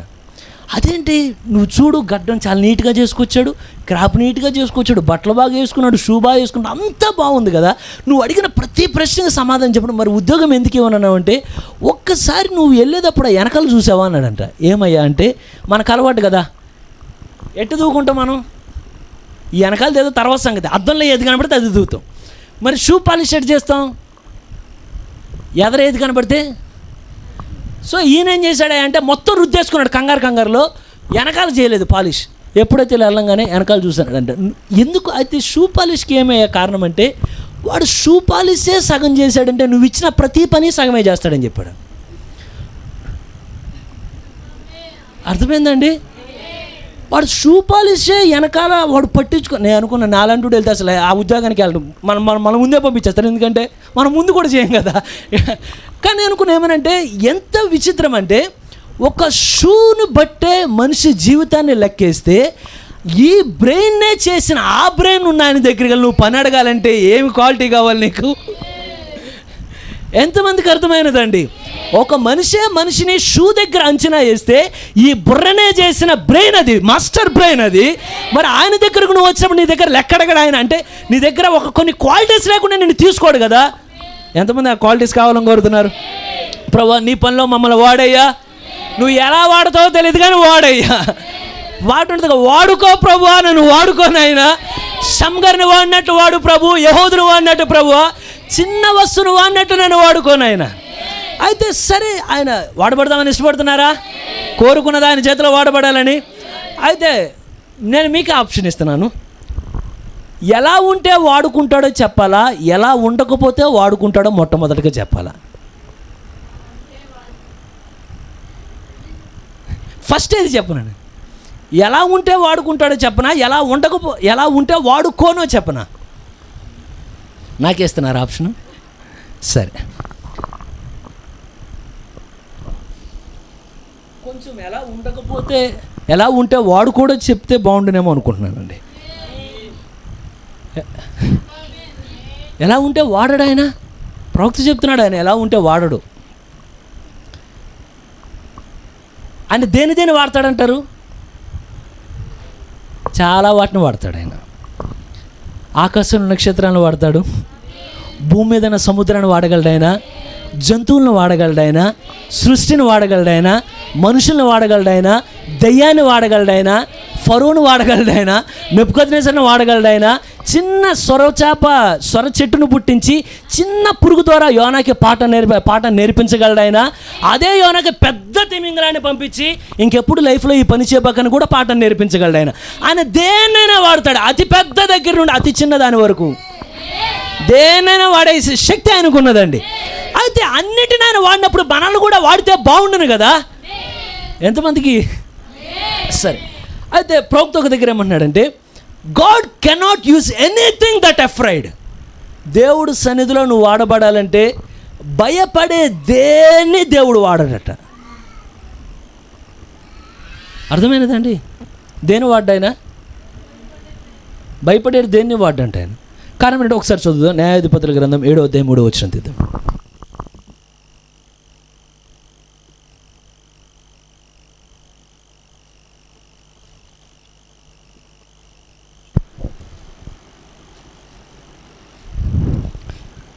కాబట్టి ఎవడు భయపడి వణుకుచున్నాడో వాడు త్వరపడి గిలాది కొండ విడిచి తిరిగి వెళ్ళవలనని జనులు విన్నట్లుగా ప్రకటించమని గిద్యోనుతో సెలవిచ్చాను. అప్పుడు జనుల నుండి ఇక్కడ కూడా కాలింగ్ వచ్చింది, అయ్యా గిద్యోనుతో పాటు యుద్ధానికి వెళ్ళాలంటే వచ్చేసారు అందరూ. చాలా మనలాంటి వాళ్ళందరూ మనం ఎలా ఉన్నామో, మనకి ఎలా ఆశ ఉన్నదో అలా ఆశపడిన అందరూ వచ్చారండి అక్కడికి. వచ్చిన తర్వాత ఒక చిన్న అనౌన్స్మెంట్ చేయమంటున్నాడు దేవుడు. ఏమన్నాడు, గిద్యోను, వీళ్ళందరూ వాడబడతామని కోరుతున్నారు నా చేతిలో, కానీ ఒక చిన్న అనౌన్స్మెంట్ చేయి. వీళ్ళందరిలో ఎవరు భయపడుతున్నారో వాళ్ళు దయచేసి వెనక్కి వెళ్ళిపోమను. నా ప్రశ్న ఏమనంటే, ఎప్పుడైతే గిద్యోను ఆ మాట అన్నాడో ఎంతమంది వెళ్ళిపోయారండి అక్కడ నుండి? 300 మంది. 32,000 మందిలో 22,000 మంది ఖాళీ చేసి ఇంటికి వెళ్ళిపోయారు. ఏమనంటే, అప్పుడు దాకా ఏమనంటే యుద్ధానికి వెళ్దాం, ఏమంటావు గిద్యోను అంటే, మేము వస్తాం యుద్ధానికి. ఎప్పుడైతే దేవుడు ఒక మాట చెప్పినాడు, ఏమనుకోమాకండి, మీలో కానీ ఎవరికన్నా భయం అనిపిస్తే ఆయన మిమ్మల్ని వాడుకోలేడు. మీరు వెళ్ళిన తర్వాత కొంతమందిది ఎలా ఉంటుందంటే పని, నేను ముందెళ్తున్నా మీరందరూ వెనకాల రండి అంటారు. కొంతమంది ఎలా అంటారంటే, మీరంతా ముందెళ్ళండి నేను వెనకాలే ఉన్నానంటాడు. నువ్వు వెళ్ళు. నేను కాలేజీలో చూసావు చిన్నప్పుడు, కాలేజీలో ఉన్నప్పుడు ఏమైందంటే గొడవలు జరిగితే కొంతమంది ఉండేవాళ్ళు ఏమనంటే, ఎవరు నిన్ను అన్నది, నేనున్నా పదానేవాడు అని. వీళ్ళందరూ ఉన్న అవతల 100 అంటే కనీసం ఒక 25 మంది ఉన్నా ఒక్కడే వెళ్ళి సమాధానం చెప్పే వ్యక్తులు ఉండేవాళ్ళు. ఇంకోళ్ళు ఉండేవాళ్ళు, నిన్న వాడే నిన్ను అన్నది, నువ్వు వెళ్ళి నేను వస్తున్నా వెనకాలనేవాడు, అనగానే మన వెనకాల వీడు ఉన్నాడని. అసలు నేను వెనకాల వచ్చేవాడు ఎప్పుడు వెనకాల రాడు, నీ ముందు రావాలి అత వ్యక్తి. ఈ రోజున ఇవన్నీ కలగలుపు ఉంటాయి గొడవలు. ఇప్పుడు ప్రభు ఏమంటున్నారంటే, అసలు ఈ వెనకాల తిరిగే బ్యాచ్ చాలామంది ఉన్నారు గిద్యోను, నీకు అర్థం కావట్లా, వాళ్ళందరినీ వెనక్కి వెళ్ళిపోమను అంటే. అసలు ఆ మాట చెప్పంగానే, అంటే వాళ్ళది ఎలా ఉన్నదంటే భయంగుండి ఆ మాట చెప్పంగానే, దేవా నీకు స్తోత్రం ప్రభువా, ఇంకా మళ్ళీ జీవితంలో మళ్ళీ సరే గిద్యోను వెనక కూడా నేను చూడను, కానీ ప్రభువు నీకు వందనాలకి నేను మళ్ళీ కనబడలేదు. ఎవరికాలు కత్తిపెట్టుగా గిద్యోను చూస్తాను, నేనే పిరుకోండి అంటే నన్ను మించిన పిరుకోలాగా ఉన్నారు వీళ్ళందరూ అని. అసలు గిద్యోనే పిరుకోడండి, గిద్యోనిగా భయం అక్కడ. నా ప్రశ్న ఏమనంటే, 22,000 మంది భయపడ్డారా? అదేంటండి, భయపడలేదా? గిద్యోను భయపడలేదా? భయపడ్డాడు కదా, ఇతను భయపడ్డాడు కదా, 22,000 మంది భయపడ్డారు కదా. మరి ఇద్దరు భయపడితే దేవుడు గిద్యోను ఎందుకు వాడుకున్నాడు, వాళ్ళు ఎందుకు వాడుకోవాలా? గిద్యోను ఎన్నిసార్లు బలపరిచాడు దేవుడు? దాదాపుగా 4 సార్లు. అవునా అండి? అసలు దేవుడు అసలు అద్భుతాన్ని చూపించాడు గిద్యోనికి. ఏమనంటే, బలి అర్పించగా అలా ఆకాశంలోకి కళ్ళు ముందే ఓ ప్రభు నువ్వు నాతో ఉన్నావు అనుకున్నాడు. మళ్ళీ భయం వేసి, ప్రభువా నిజమో కాదో నాకు తెలియదు, గొర్రెబొచ్చు పెడతాను, చుట్టూ నీరు పడాలి, మధ్యలో నీరు పడాలి. అది కూడా అయిపోయింది. తర్వాత రివర్స్ అడిగాడు, అదే అయిపోయింది. ఈ లోపల ఇంకా భయపడతా, ప్రభువా దయచూపంటే సరే నువ్వు వారి మధ్యలోకి వెళ్ళనగానే అన్యుడికి వచ్చిన కళ ద్వారా కూడా దేవుడు బలపరిచాడా లేదా అండి? ఈ వ్యక్తిని ఇన్నిసార్లు బలపరిచాడు, ఆ వ్యక్తిని మాట ఒక్కసారి దెబ్బకి తోలేశాడు దేవుడు అందరినీ. ఎంతమందికి అర్థమైంది నేను అడిగిన ప్రశ్న? ఈ వ్యక్తి భయపడేవాడిని లాక్కొచ్చి నువ్వు నుంచో అంటున్నాడు, వాళ్ళేమో నుంచున్నాళ్ళని మీరు అందరూ వెళ్ళిపోండి అన్నాడు. ఏంటి తేడా? కారణం ఏంటయ్యా అంటే, వాస్తవానికి అసలు ఈ గిల్గాలు అనే ప్రాంతం ఇది చాలా సంతుష్టి ఆహారం కలిగిన ప్రాంతం అండి. ఇది ఇర్మియా గ్రంథంలో ఉంటుంది. మంచి సంపద ఉంది, మంచి సమృద్ధి ఉన్నది. 22,000కి గిద్యోనికి తేడా ఏమయ్యా అంటే, గిద్యోను హృదయంలో భయం దేనికున్నదంటే దేవుని వాగ్దానం మీద భయలేదండి. ప్రభు, నేను ఏ పాటి వాడిని, నా కుటుంబం ఏ పాటిది, నా జీవితం ఏ పాటిది అయ్యా. కానీ గిద్యోనికి ఏమన్నదంటే, ఓ ప్రభువా, యెహోవా మా పితరులు మాకు వివరించిన ఆ కార్యాలు ఎక్కడున్నాయి? తనకి దేవుని వాగ్దానం మీద నమ్మిక అంటే అపనమ్మిక లేదు, భయం లేదు. కానీ ఎవరి మీద భయం అంటే తన మీద భయం ఉన్నది. 22,000 మందికి ఎవరి మీద భయం అంటే దేవుని వాగ్దానం నమ్మే స్థితిలో లేరండి. ఈరోజు నువ్వు ఏ జరగని కానీ నీ గుండెల్లో ఒకటి ఉండాలి, ఏమనంటే నువ్వు బలహీనుడు అంటే నిన్ను బలపరిచిన దేవుడు క్షణాల్లో దిగిరాగలడు ఆయన. కానీ నువ్వు పరిపూర్ణంగా నీ మీద నీకు అనుమానం ఉన్న పర్లా, కానీ ఆయన వాగ్దానాన్ని ఎన్నడూ అనుమానించు. మాకు మనం మానవులం బలహీనపడతాం చుట్టూ ఉన్న పరిస్థితులను బట్టి, కానీ ఆయన వాగ్దానాన్ని వాడతాడండి దేవుడు. ఎలా వాడాలో దేవుడు వాడగలడు. ఆయన వాగ్దానం మీద పరిపూర్ణంగా నమ్మకం ఉంచి, ప్రభు నీ వాగ్దానం మీద నేను నిశ్చయత నేను కలుగున్నాను ప్రభు, వాగ్దానం మీద దయచేసి నన్ను వాడు. ఎలాగన్నా వాడతాడు ఆయన. నిన్ను వాడతాడండి. భయపడ మాకు, ఆయన పంపించేస్తాడు ముందు వెనక్కి. దేని విషయంలో భయపడకు, వాగ్దానాన్ని ఎన్నడూ అనుమానించు. మాకు ఎంతమంది ఉన్నారు నాతో పాటు? దేవుడు దయ చూపిన కాక. ఇంకా కొంతమంది గురించి ప్రవక్త చెప్తున్నాడు. ఈ అంతా పేపర్లు అటు ఇటుగా ఉన్నాయి. ఆయన నో ప్రాబ్లం, నాకు గుర్తున్నంత వరకు చెప్తాను. ప్రవక్త ఇంకో మాట అంటాడు, ఏమనంటే దేవుడు ఇంకో వ్యక్తిని వాడంట. ఎవరినంటే, ఇది కొంచెం మీ లోతుల్లోనికి నాటివ్వండి. కారణం ఏంటంటే మనం అందరం ఉన్నప్పుడు ఒకలా ఉంటాం, కానీ మన లైఫ్ ఏంటో దేవుడికి స్పష్టంగా కనబడతానే ఉంటుంది ఎప్పుడు ఆయనకి. దేవుడు ఆశ ఏంటంటే నుంచున్న నన్ను వాడాలి, కూర్చున్న నిన్ను వాడాలి. ఆయన ఇక్కడున్న ప్రతి ఒక్కరిని సాధన ఏమయ్యా అంటే, యేసుప్రభు భూమి మీద చేతులు లేవండి. ఎవరి చేతులు అంటే నీ చేతులే ఆయన చేతులుగా వాడాలని కోరుతాడు ఆయన. నీ కాళ్ళతో ఆయన నడవాలని కోరుతాడు ఆయన. నీ కళ్ళతో ఆయన చూడాలని కోరుతాడు ఆయన. కానీ ఎందుకని అందరూ వినియోగించబడట్లా? ఒక రీజన్ ప్రవక్త చెప్తున్నాడు.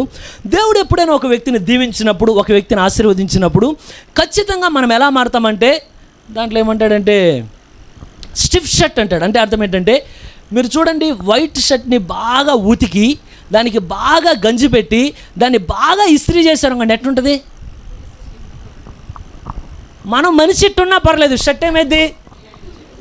అది నిలబడి ఉంటుంది. నువ్వు పడిపోతున్నా షర్టు మాటికి నిలబడి. ఏం షర్ట్ అయ్యా అంటే గంజి పట్టిన ఇస్త్రీ షర్ట్. అప్పుడు కానీ కొన్నిసార్లు విశ్వాసాల పరిస్థితులు అయిద్దంటే, ఈ భూమి మీద పేదోడికి నీకు నాకు పెద్ద తేడా ఏం లేదు. దేవుడు కృప ద్వారా నీకు నాకు ఒక స్థానాన్ని ఇచ్చాడు ఆయన, అంతే. ఈరోజు కడుపు నిండా తింటున్నామంటే మన 5 చేతుల వేళ కష్టం కాదండి, అక్కడ కృప బట్టి మనం తింటున్నాం. కానీ ఎప్పుడైతే మనం దేవుడు కొంచెం ఆశీర్వదిస్తాడో మనలో ఈ ఇస్త్రీ షర్ట్ మొదలైద్ది. పైన షర్ట్ అయితే ప్రారంభం వల్ల లోపల ఇంకో షర్ట్ వస్తుంది. ఇలా ఎప్పుడైతే నీ నడక ప్రారంభమైద్దో అప్పుడు దాకా నీకు ఎక్కడికి వెళ్ళినా పర్లా, నువ్వు ఎవరి మధ్యలో ఉన్నావో పర్లా.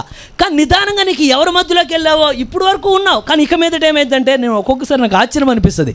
ఇంటి దగ్గర అంటే ఆ చుట్టూ చూసేటప్పుడు, వీళ్ళకి ప్రేమించనోడైనా పర్లా, కానీ అవతలోడు క్లాస్గా కనబడాలి, అవతలోడు చాలా మంచిగా కనబడాలి. ఉంటే ఏమని అంటారంటే, నేను ఒక రోజున సహోదరుడు ఉన్నాడు, స్టెఫెన్ సహోదరుడు, ఒకళ్ళు ఇలాగే ప్రేమించే వాళ్ళందరూ ఒక దగ్గర ఉన్నారు, కానీ వాళ్ళకి ఇక్కడ ఉండడం ఇష్టం లేదు. కానీ పలానా చోట అంటే సరే దించుతాం రండి అని తీసుకెళ్ళాం.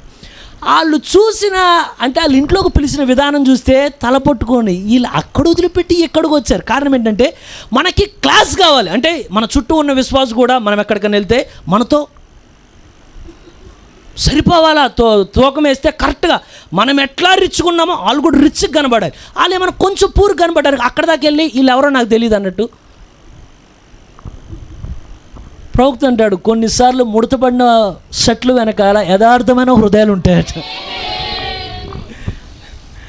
కొన్నిసార్లు ఇస్త్రీ షర్ట్లు వెనకాల నిన్ను కూల్చేసే హృదయాలు ఉంటాయి లోపల. కానీ మనకేం కావాలంటే ఇస్త్రీ షర్టు మీద మనం ఎలా ఉన్నాం అలా ఉండాలి. ప్రవక్త అంటున్నాడు, నువ్వు అలా ఉంటే దేవుడు నిన్ను ఎన్నడూ వాడుకోలేడు. కారణం ఏంటంటే నువ్వు అటువంటి హృదయం. ఎందుకంటే కొన్ని చోట్ల కలగానే మనకు ఆటోమేటిక్గా సహోదర ఎంతమందికి అర్థమైందో నేను చెప్తుందండి.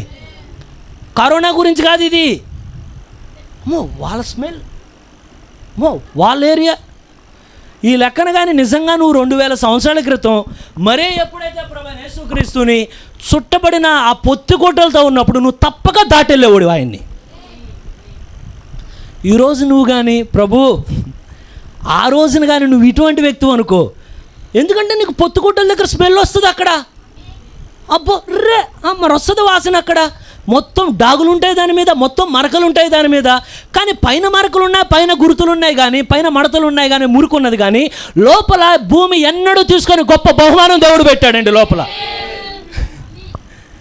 ఎన్నడూ భూమి అటువంటి గిఫ్ట్ తీసుకోవాలి, అంత గొప్ప గిఫ్ట్ని దేవుడు ప్యాక్ చేశాడు లోపల. ఎంతమందికి అర్థమవుతున్నదో నేను చెప్తుంది. అయితే కానీ చూడండి, వీళ్ళందరినీ దాటగలేరు. కానీ సిమియోను మాటికి పరిశుద్ధాత్మ లేపుతున్నది ఏమనంటే, ఓ సిమియోను, నేను నిన్ను వాడుకోబోతున్నా. నేను సిమియోను వాడుకున్నాడా దేవుడు? ప్రవచనం సిమియోను చెప్పలా, దేవుడు చెప్పాడండి. నీ హృదయంలో ఖడ్గం దూసుకొని పోబోతున్నది, అనేక మంది తలంపులు బయటికి రాబోతున్నాయి. సిమియోను వాయిస్గా దేవుని యొక్క స్వరం అది. పరిశుద్ధాత్మ సిమియోను నడుపుతూ నడుపుతూ నడుపుతూ వెళ్ళినప్పుడు అందరూ నొట్టేసిందే. కానీ సిమియోను ఏమంటే, నాదా, గుర్తున్నదా అండి? అయ్యా, ఈ రక్షణ నేను కన్నులారా చూడడానికి నువ్వు ఇచ్చిన అవకాశం బట్టి నాకు వందనాలు అయ్యా. ఎంతమంది ఉన్నారు నాతో పాటున? సుదర్శన్, ఆ రోజుకి ఈరోజు తేడామనంటే ప్రవక్త అన్నాడు, ఆ రోజున దేవుని కుమారుడు మాత్రమే పొత్తుగుడ్డలతో ఉన్నాడు, ఈ రోజున దేవుని కుమారులందరినీ దేవుడు పొత్తుగుడ్డలతో చుట్టాడు. దేవుడు లోకానికి ఇంపుగా కనబడరండి. కానీ ఒకటి గమనించు, నువ్వు ఎవరిని చేదరించుకుంటావో ఒకరోజు ఈ భూమిని పరిపాలించేది వారే, ఒకరోజు రాజులుగా నిలబడేది వాళ్ళే. నువ్వు ఎవరినైతే గొప్ప అనుకుంటావో కాలి కింద ధూళిగా మారిపోతారు వారు. దేవుడు నిన్ను వాడుకోవాలంటే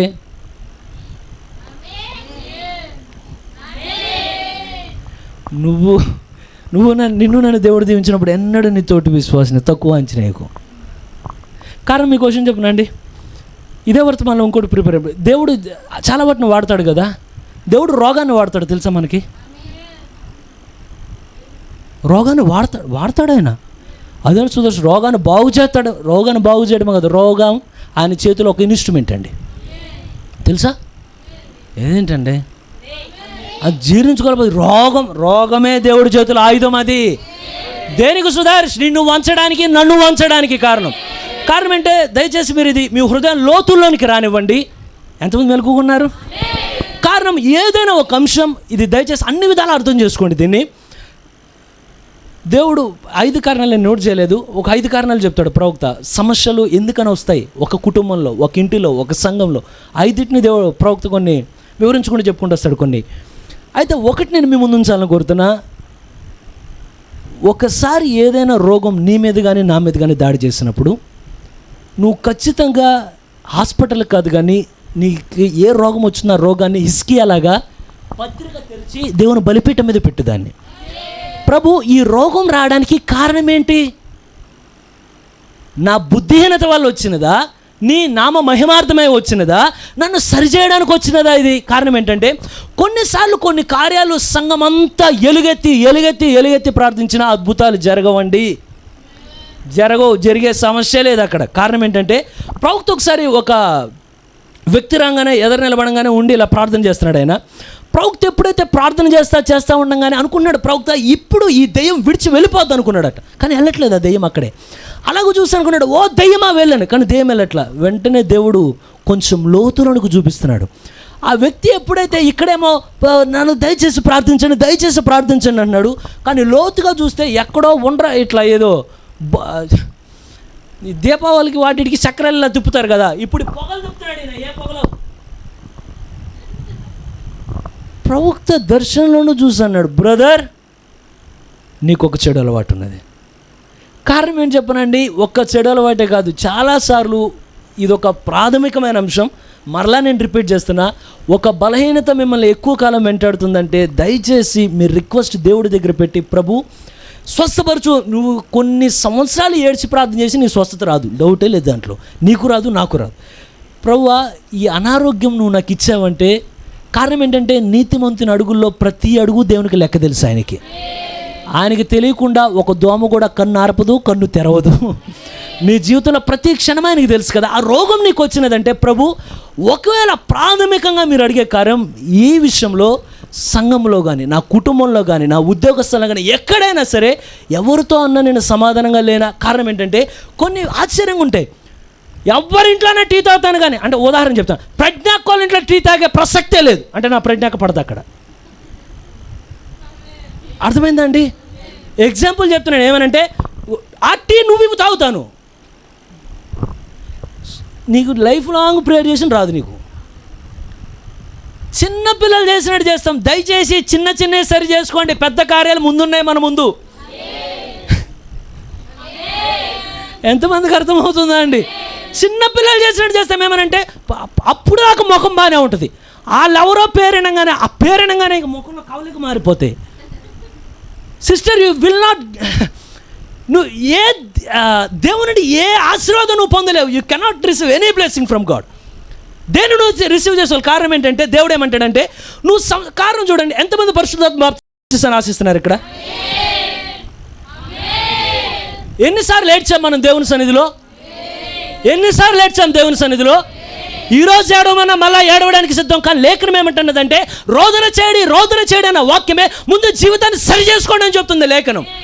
కారణం ఏంటంటే నువ్వు ఎన్నిసార్లు ఏడిస్తే దేవుడిని నువ్వు ఫూల్ చేయలేవు. దేవుడు ఏమంటాడంటే నువ్వు ఏడుస్తావు. దేవుడు అంటాడు ముందు ప్రాబ్లం ఎక్కడుందో నీకే తెలుసు, అది ముందు దాన్ని సరిచేయి, తర్వాత నేను నా కార్యాన్ని చేస్తా. కారణం ఎంతమందికి అర్థమవుతుందా అండి? కారణం ఏంటంటే ఏడవమంటే నిజంగా గమనించండి, మనం ఏడవడానికి ఇష్టపడతాం, కానీ మన గుండె లోపల ఎక్కడైతే మొండు పట్టు ఒకటి కలుగుంటామో ఇతరుల మీద, దాన్ని వదిలిపెట్టడానికి ఇష్టపడము. అదొక సాటిస్ఫాక్షన్. అది నువ్వు కాదు సాటిస్ఫై, నీలో ఉన్న దెయ్యం దానికి తృప్తి చెందుతుంది. కారణం ఏంటి? సుదర్శి సాయంకాలం రాకుండా వచ్చే సాయంకాలం రావాలనిపిస్తుంది. సుదర్శి నువ్వేంటో దెయ్యాలంటే నువ్వు చెప్పిస్తా. లేదు, నీ ఆశీర్వాదం ఎప్పుడు హెచ్చరికల మధ్యలోనే ఉంటుంది. అది అక్కడ ఎంతమంది గులాబీ పువ్వు కావాలంటారండి? చుట్టే ఉంటాయి, పాలు ఉంటాయా, ముళ్ళు ఉంటాయా? నువ్వు ముళ్ళు దాటాలి కదా గులాబీ పువ్వు పొందాలంటే. ఆశీర్వాదం నీకు రావాలంటే హెచ్చరికలు దాటి నువ్వు లోనికి రా. ఎంతమంది నాతో ఉన్నారండి? కారణం మీరు గమనించండి, మనం ఎన్ని సంవత్సరాలు ఏడుస్తున్నాం, కానీ 120 మందిని వాళ్ళని దేవుడు 10 రోజులు ఉంచాడు. కానీ తర్వాత ఎక్కడ చూసినా పౌలు కేవలం తన హస్తాలు ఉంచంగానే పరిశుద్ధాత్ముడు బలంగా వారి మీదకు దిగి వచ్చాడండి. లేఖనమా కాదా కార్యం అది? ఈరోజు ఏడుపు ఒక్కటి కాదు, ఏడుపు పక్కన పెడతాం. ఈరోజు ఏం కావాలంటే ప్రభు నీకు నాకు అడ్డమే ఉన్నది మధ్యలో. చిన్న సిల్లి కార్యాలు ఉంటాయండి, వీటిని వదిలిపెట్టాం. ప్రభు ఇచ్చే ఆయన అంటాడు నేను ఇస్తా, ముందు సరిచేయి.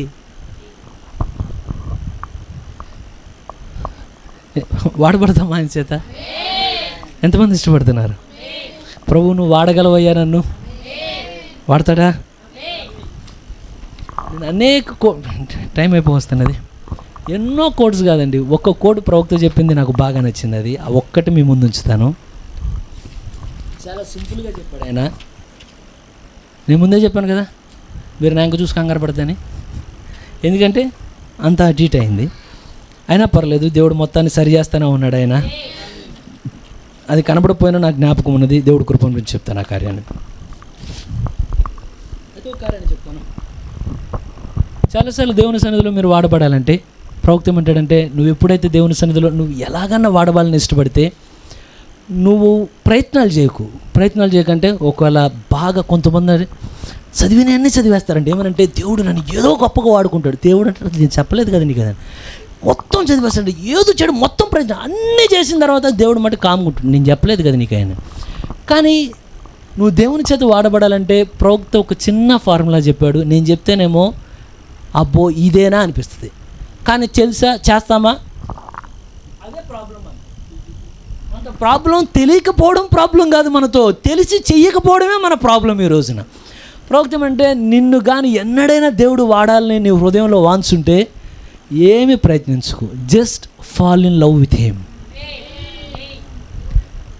యేసుతో ఒక్కసారి ప్రేమలో పడు, లోపల నిన్ను ఎలా వాడాలో ఆయన వాడతాడు. దాన్ని ప్రేమలో ఉన్నారు ఎవరిని ఇక్కడ? ఆయనతో ప్రేమలో పడ్డోళ్ళు. అదేంటండి అసలు నేదో ఎక్కడ కాదు, దేవాలయంలో వాక్యం చెప్తున్నట్టు ఉంది, నేను ఎక్కడో అన్యుల దాంట్లో. ఆయనతో ప్రేమలో పడలేదా ఇంకా? ఆయన ప్రేమ ఏంటో రుచి చూడలేదా ఇంకా? ఆయనతో వివాహం చేయబడలేదా ఇంకా? ఆయనతో ఎత్తబడ్డానికి సిద్ధమవ్వలేదా ఇంకా? చెప్పాడు జూలియట్, రోమియో జూలియట్ వాళ్ళిద్దరి మధ్యలో ఎలా ఉందో మనకి క్రీస్తు మధ్యలో అంతటి ప్రేమ రావాలండి. మంచి రిలేషన్ అసలు. అది ఇంతకుముందు ఒకసారి నేను చెక్ చేస్తా కూడా భలే ఉంటుంది. అది మొత్తం పూల చెట్లన్నీ ఉంటాయి దాంట్లో. ఆ వ్యక్తి కారణం ఏంటంటే ఒక మాట చెప్పాలండి, ప్రేమలో పడాలని ఎంతమందికి ఉంది? ప్రేమలో పడ్డారా?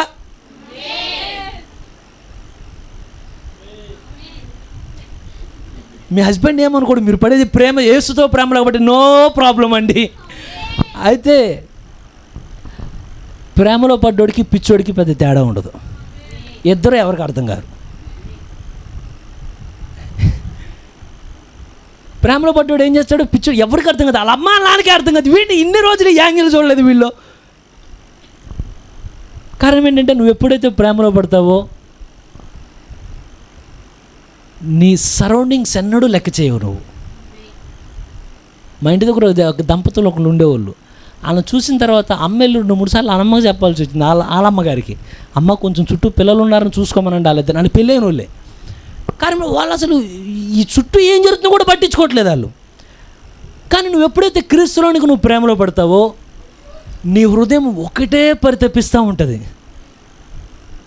ఏమని? డబ్బు డబ్బు డబ్బు అనదండి, లోకం లోకం లోకం అనదండి, యేసు యేసు యేసు యేసు. నీ హృదయం ఎల్లప్పుడూ దేవునితోనే ముడిపడిపోయి ఉంటుంది దాన్ని.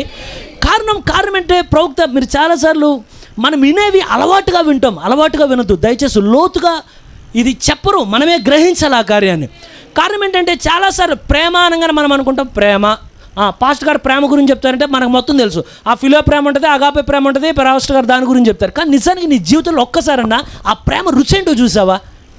కారణం ఏంటంటే నిజమైన ప్రేమకున్న స్ట్రెంగ్త్ ఎంత ఎటువంటిదంటే నీ కళ్ళ ముందున్న శత్రువుని, నీ కళ్ళ ముందున్న జంతువును కూడా నోరు మూపించేంత శక్తి ప్రేమలో పెట్టాడు దేవుడు. కానీ ఎన్నడూ మనం ఆ ప్రేమ రుచి చూడలేదండి. నిజంగా మాట్లాడాలి, జెన్యూన్ మాట్లాడదాం. అక్కడ నేనేదో చెప్పాను, మీరు అరిసారు కదా, నిజం మాట్లాడదాం ఈ రోజున. అంటే ఈరోజు ఇప్పుడు దాకా అబద్ధం చెప్పాను లేదు, పొందుకుంటామని చెప్పాం. కానీ ఈరోజు జెన్యూన్గా మాట్లాడుతున్నాను. ఏమనంటే నిజంగా ఈ లేఖనంలో వర్తమానంలో చెప్పిన ప్రేమ ఒక్కసారన్నా నువ్వు నీ భార్యకు చూపావా? ఒక్కసారన్నా నీ భర్తకు చూపావా? ఒక్కసారి నీ పొరువాడుకు చూపావా? కారణం ఏంటంటే మీరు 1963 ముందున్న వర్తమానంలో ప్రవక్త ఖాళీలో నిలబడుట అనే వర్తమానాన్ని బోధిస్తాడు. దానికి ముందున్న ప్రవక్త యొక్క మాటలు మీరు గమనించండి. ఆయన అప్పటికి పరిశుద్ధాత్మ బాప్తిసం పొందాడు. కానీ రికెట్ట అంటే ఎలుకలు, కొన్ని పదాలు ఉంటాయి. కొన్ని ఆ పదాలతో నేను పొద్దున కూడా చెప్తాను, ఈజ్ అ కవర్డ్ అని తిడుతూ ఉంటాడు ప్రవక్త. అంటే చెప్పేటప్పుడు చాలా కోపంతో చెప్తూ ఉంటాడు. కానీ ఎప్పుడైతే ఆ ఖాళీ స్థలంలో ఖాళీలో నిలబట్ట అనే వర్తమానం తర్వాత ఏమంటాడంటే ప్రవక్త జీవితం ఎలా మారిందంటే పూర్తిగా హంబుల్ హంబుల్ హంబుల్ హంబుల్. హృదయం అంతా ప్రేమ ప్రేమ ప్రేమ. దేని కొరకై అంటే నశించే వారి కొరకు ఒక ప్రేమ. ఎంతమందికి అర్థమవుతుందా అండి? ర్యాష్గా ఇంకా మెసేజ్ చెప్పాడు, ర్యాష్గా చెప్పడు. కానీ ఎక్కడంటే ఒక హృదయంలో ఒక ప్రేమ. ఏమనంటే వీరు నశించిపోతున్నారు. అయ్యా ఈ ప్రేమ ఎక్కడదంటే 2000 సంవత్సరాల క్రితం ప్రభువైన యేసుక్రీస్తులో ఏ ప్రేమ చూసావో సేమ్ లవ్ దిగి వచ్చినదండి ఆ రోజున. ఎంతమందికి అర్థమైనదో? గనుకనే పలుకు, ఏది పలుకుతా నీకు ఇస్తానేను దాన్ని. ఎంతమందికి అర్థమవుతున్నదా అండి? నువ్వు నేనే ప్రేమ మనం జస్ట్ అర్థం చేసుకుంటున్నాం, దీన్ని ఏదో చదువుతున్నాం కాదు. ఇది నిజంగా ఈ లవ్ నీ హృదయంలోనికి వస్తే నీ ముందు శత్రువు నిలబడినా సరే, నీ ముందు తిడతా ఉన్నా సరే, నీ గుండె ఎలా ఉంటుందంటే అయ్యో పాపం వాడిని క్షమిస్తే పోయిద్ది అనిపిస్తుంది. ఆ ప్రేమ ఇప్పుడు వరకు ఎవరైనా రుచి చూసిన వాళ్ళు ఉన్నారా? మనం కంట్రోల్ చేసుకుంటాం. కోపం వస్తూ ఉండగానే కూల్. కోపం వచ్చి ఇప్పుడు ఏమన్నా అన్నాం అనుకో, మళ్ళీ ఆదివారం పాస్టర్ గారికి దగ్గర వాకింగ్ చర్చికి వెళ్ళిన తర్వాత పాస్టర్ గారు ఏం చెప్తారో తెలియదు. కానీ అది కాదండి. నిజం చెప్పాలంటే మనం ఇది ఒప్పుకోవాలి. ఏమనంటే మనం ఇంకా ముందుకెళ్లాల్సిన యాత్ర చాలా ఉంది. మనం ఇంకా ఏదైతే విన్నామో మన జీవితాల్లో నెరవేరవలసిన కార్యాలు చాలా ఉన్నాయి ఇంకా మన జీవితాలు. కారణం అంటే మనం ఆమెనని చెప్పాను. దాన్ని బట్టి నేను మీకు దేవుడికి కృతజ్ఞతలు చెల్లిస్తున్నాడు. దాన్ని ఎంతమంది ఒప్పుకునే వాళ్ళు ఉన్నారు? పర్ఫెక్ట్ అవ్వాలా, ఇంకా మనం పర్ఫెక్షన్కి వెళ్ళాలి. ఇంకా నిజమైన ప్రేమ మన హృదయాన్ని తాకాలి. అది ఏమనంటే అది చాలా పవర్ఫుల్ అండి. అది ఒక బాంబు కలిగినంత శక్తి దానిలో ఉన్నది. అది చిన్న వాటిల్లో ట్రై చేసా, చాలా సక్సెస్ అయింది. అది చిన్న కార్యాల్లో ప్రభు సక్సెస్ అయిన తర్వాత ఏమనిపించిందంటే ప్రేమ గురించి వర్తమానం చెప్పా, కానీ నిజంగా ప్రేమ అంటే ఇప్పుడు చూశాను అనుకున్నా.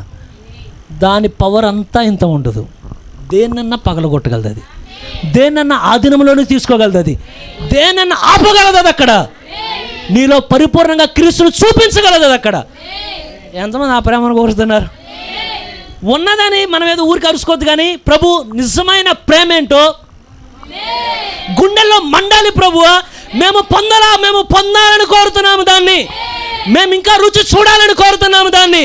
అది మేము అనుకున్నది కాదు, అనుకున్న దానికన్నా దూరాన ఉన్నది. అది అనుకున్న దానికన్నా శక్తివంతమైనది. అది అనుకున్న దానికన్నా అద్భుతాలను జరిగించే ప్రేమ. అది కానీ నిజానికి మనకు తెలియదండి దాని స్ట్రెంత్ ఎంతో.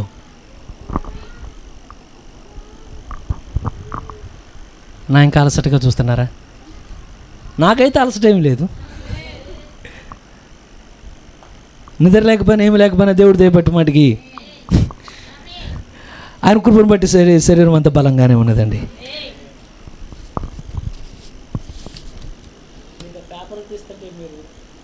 ఇంకా ఎన్ని పేపర్లు తీస్తావు, దాని లోపల ఏమి దేశామని. ఎంతమంది సరే క్లోజ్ చేస్తాను. ఇంక ఈ విషయం చెప్పాలంటే ఈ మెసేజ్ తీసుకొని నేను మీకు మెసేజ్ మొత్తంలో 100లో 1% చెప్పుండి ఉంటాను. 1%. సాధనగా దేవుని చేతిలో వాడబడితే నీ బ్రతుకు ముందున్నట్టు ఉండదు, అది చాలా వ్యత్యాసం అయిపోతుంది. సుదర్శ్, నేను సాధనగా అయిన తర్వాత నువ్వు మైక్ ఇస్తావా? ఎవరు నీకు మైక్ ఎవరు? కానీ మీరు బ్రదర్ బ్రానమ్ యొక్క మెసేజ్లు వింటే, ఇది నేను ట్రైన్లో వెళ్ళేటప్పుడు ఏంటంటే ప్రవక్త ఒక వ్యక్తి గురించి సాక్ష్యం చెప్తుంటాడు. బ్రదర్ బెన్, ఎప్పుడైనా విన్నారా పేరు? ప్రవక్త వర్తమానాలన్నీ ఏ స్థలంలో ఆ వర్తమానాలు ఆడియో మోగినా ప్రతి స్థలంలో దాదాపుగా స్వరం ఉంటుంది. ఏం చేస్తాడు అనుకున్నారు ఆయన? బాగా వాక్యం చెప్తాడా? లేదు. బాగా పాటలు పాడతాడా? కాదు. బాగా అద్భుతాలు చేస్తాడా? కాదు. కానీ ఆయన చేసేది ఒకే ఒకటి, వాక్యం చెప్పేటప్పుడు ఆమేన్ బ్రదర్ బ్రానమ్ అంటాడు ఆయన. ఆయన వాయిస్ 100 మంది వాయిస్లు ఉండగానే ఒకసారి ప్రవక్త ఎక్కడికో వెళ్ళాడు తెలియని స్థలానికి. అక్కడేదో అద్భుతాల మీద జరగబోతున్నది, ఇంకా జరగలేదు అది. ఈయన అనుకున్నాడు నాకు తెలిసిన వాళ్ళు ఎవరు లేరు అనుకున్నాడు. అందరేమో చెప్పే కదా, కొంతమంది బిలీవర్స్ ఉంటారు, ఎట్లా ఇస్త్రీ షర్టు విశ్వాసులు. వాళ్ళు ఏమనంటే కూర్చున్న తర్వాత షర్టు కదలదు, వాళ్ళు ఆమెను ఏమి లేదు. గెజిటెడ్ ఆఫీసర్లు, గెజిట్ ఆఫీసర్ షర్ట్ నలగదండి. మా ఆఫీసులో ఉన్నాడు ఒకడు అట్లాగా, మా ఫ్రెండ్ ఒకడు, అందరికీ ఒక పేరు ఉన్నది. అరే మీ అందరు షర్ట్లు చూడ ఒకసారి, ఆడు షర్ట్ నలగదు, కారణం వాడు పని చేయడు, అందుకే నలగదు అది. అయితే ఇక్కడ మనం గెస్టర్ ఆఫీసర్లు కాదు, ఇక్కడ ఆయన సేవించడం కొరకు వచ్చాము ఇక్కడికి, ఆయన ఆనందించడం కొరకు వచ్చాము ఇక్కడ, ఆయనకు స్తుతులు చెప్పడానికి వచ్చాము ఇక్కడ. సాతాను ఎన్ని శోధనలు పెట్టినా ఇంకా మేము ఆయనలో నిలబడ్డామని రుజువు చేయడానికి వచ్చాము ఇక్కడికి. ఆమేన్. ఉన్నారా ఇక్కడ? గెస్టర్ ఆఫీసర్ లేరు కదా, అక్కడ గెస్టర్ ఆఫీసర్లు, మనం ఇక్కడ గెస్టర్ ఆఫీసర్లు కాదు. ఇంతకు నేను ఏ విషయం చెప్తున్నాను, మళ్ళీ మీరే చెప్పాలి నాకు. Brother Ben, thanks, God bless you. ఎప్పుడైతే బ్రదర్ బెన్ గురించి ఆయన సాక్ష్యం చెప్పుతాడు, అప్పటికి ఎవరు లేరు అనుకుంటున్నాడు. అసలు ఇక్కడ ఒక్కడు కూడా ఆమె చెప్పేవాళ్ళు లేడు. కొన్ని ప్రవక్తకి ఎదురయ్యేది, తన చర్చి కాదు వేరే స్థలంకి వెళ్ళింది. ఎప్పుడైతే ఈ కార్యం ఏదో జరగదు గట్టిగా శబ్దం వినబడుతుంది, బ్రదర్ ఆమేన్ అని. మరి ఇంత 100 మంది అందరూ ఈ స్త్రీ షర్టు విశ్వాసులు, గెస్టర్ ఆఫీసర్ విశ్వాసులు ఉంటే ఎక్కడో ఒక నాటు విశ్వాసం ఒక ఆయన ఉన్నాడు. నాటుకోళ్ళు అంటాడు ఆయన. ఏదైనా మనం ఏం కోరుతాం? హైబ్రిడ్ కోరుతామా? నాటు. హిందూ వాళ్ళు కూడా మాట్లాడతారు ఒకసారి, నాటుకోడి అన్నీ ఉంటాయి కదా. విశ్వాసం కూడా హైబ్రిడ్ విశ్వాసం అనుకో. నువ్వు హైబ్రిడ్ విశ్వాసిగా ఉండడానికి ఇక్కడికి రాలా. నీ జీవం అక్కడి జీవం కనుక, అది ఎక్కడ సంకరం చేయబడలేదు నీ జీవం. దేవుడు ఎంతమంది నమ్ముతున్నారు దాన్ని? ఎప్పుడైతే బ్రదర్ బెన్ ఎప్పుడైతే ఆయన ఉండి ఆమేన్ అనగానే చూశాడు, అసలు ఇంత చోట నా కోసం ఆమె చెప్పాడు, ఎక్కడున్నాడని వెనకాల చూస్తాడు. వెంటనే అతనికి ఒక పేరు పెడతాడు ఏదో ప్రవక్త. మీరు ఏ వర్తమానం విన్నా నేను అనేక సార్లు అనుకోండి, ఈ వ్యక్తి ఎవరు బ్రదర్ బెన్. అందరూ పనుకున్నా ఒక్కడే ఉంటాడు ఆమెను చెప్పేవాడు. ఆమెన్ స్పెషలిస్ట్ ఈయన, ఆమెన్ స్పెషలిస్ట్ అండి. కానీ మీకు విషయం తెలుసా, నాకు ఇక్కడ మైక్ ఇచ్చే సహాయం చేసేవాళ్ళకి, నాకు ఇక అదే సేవకుడి కన్నా, వాటర్ బాటిల్ పెట్టి సహాయం చేసేదానికన్నా, ఇవన్నీ రెడీ చేసి సహాయం చేసేదానికన్నా, వాక్యం చెప్పేటప్పుడు ఆమేన్ అని చెప్తారు చూసారా, ఆ సహాయం చాలా పెద్దదండి. నేను మీకు చెప్పాలంటే ఈ చర్చిలో చాలామందికి నేను థ్యాంక్స్ చెప్పాలి ఆ విషయంలో. కొన్నిసార్లు నడిపింపు కొరకు ఎదురు చూస్తా, నాకు బాగా గుర్తు. అంత కుటుంబమేగా మనం, అంత ఫ్యామిలీగానే ఉన్నాం కదా. ఒకరోజు వాక్యం చెప్తా ఉన్నాను ఇక్కడే, చెప్తా ఎస్పేల గురించి. అప్పటికి భయపడుతున్నా, నాకు నోట్స్ దొరకట్లే. నాగారు మీరు చెప్పండి అంటే, ఈ స్టోరీ మీకు తెలుసు, నేను చెప్పండి అంటాను, నాగారు చెప్పండి, నేనే నిలబడా. నీది నీ వంతు, చీటీ నీ మీద పడ్డది, నువ్వేం చేస్తావు నువ్వు చేసుకో. నేను ప్రార్థన చేస్తాను. సరే వచ్చి నిలబడ్డా. 9 అవుతుంది. వెయిట్ చేస్తున్నా నడిపింపు కోసం. క్షణాల్లో దేవుడు ఒక ఫైర్ వెలిగించగానే నాకు ఇక్కడ ఆమెన్ అనగానే టకా ఆమెన్లను వచ్చినాయండి. 1000 ఒకేసారి పేల, ఫస్ట్ ఒక దాంతో పేలుతుంది అది. కొన్నిసార్లు సంఘంలో ఆమెను చెప్పడం అదొక దేవుని దృష్టిలో ఒకరోజు మీకు నిజంగా బహుమానం ఇస్తాడు ఆయన. ఏ సేవకుడు నీరసించేటప్పుడు ఒక కార్యం ఉంటుంది. దావీదు ఎప్పుడైతే నీరసమే పడిపోతూ ఉంటే వెంటనే సహాయం ఇచ్చే నిలబడే వాళ్ళు ఉంటారని. ఆమెన్ చెప్పడం కూడా దేవుని దృష్టిలో.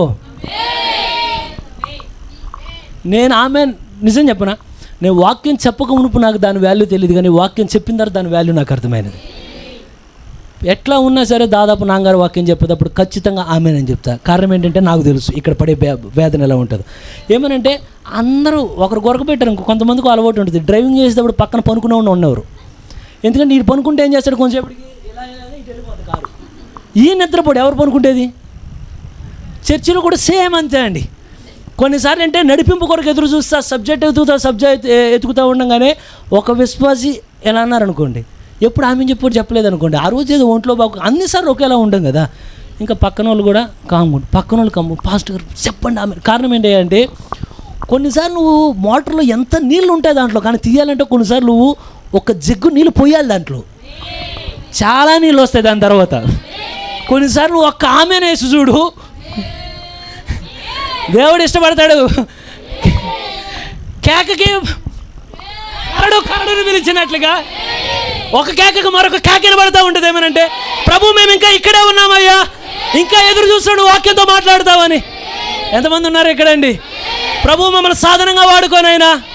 మేము తెలిసింది తక్కువ, తెలుసుకోవాల్సింది చాలా ఉంది. మనము ముగించేనా? మీకు చెప్పమని ఉంది, టైం అయిపోతుంది అక్కడ. నేను సబ్జెక్ట్ని ఇంకా అందుకోడు, కానీ ఒకటే ఆశ ఉన్నది నాకు ఈ వర్తమానం తెచ్చేటప్పుడు. ఏమనంటే ఇక్కడున్న ప్రతి ఒక్కరు దేవుని చేతిలో వాడబడాలి, ప్రతి ఒక్కరిని దేవుడు వాడుకోవాలని ఆశ నా గుండెలో బలంగా ఉందండి.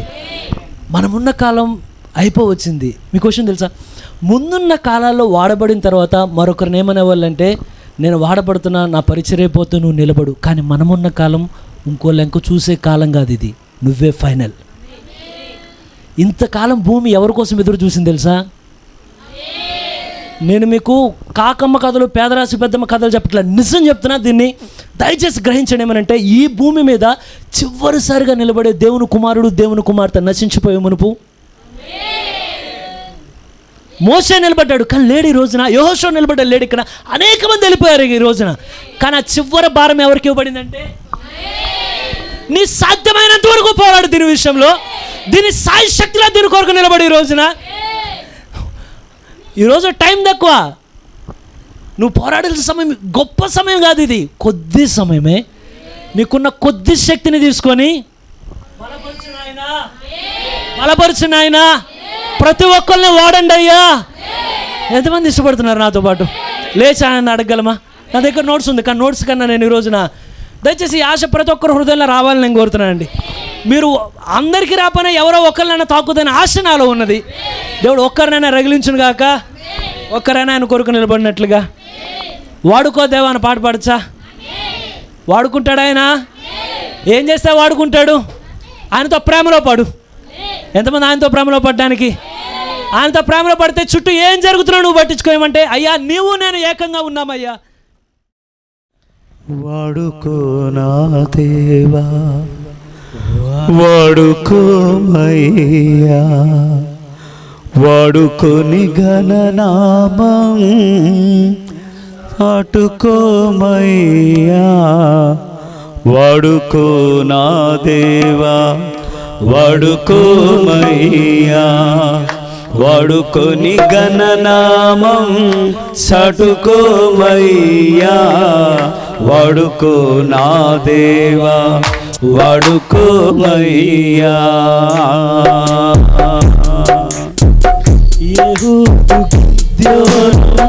బలహీనులే దేవా, వారితో శూరకార్యం జరిగించినవయ్యా.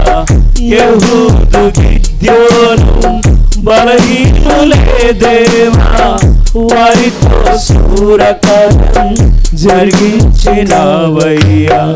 బలహీనమైనట్టి మంటి ఘటమును దేవా, బలహీనమైనట్టి మంటి ఘటమును దేవా, బలవించి నీ పనిలో వాడుకోమయ్యా.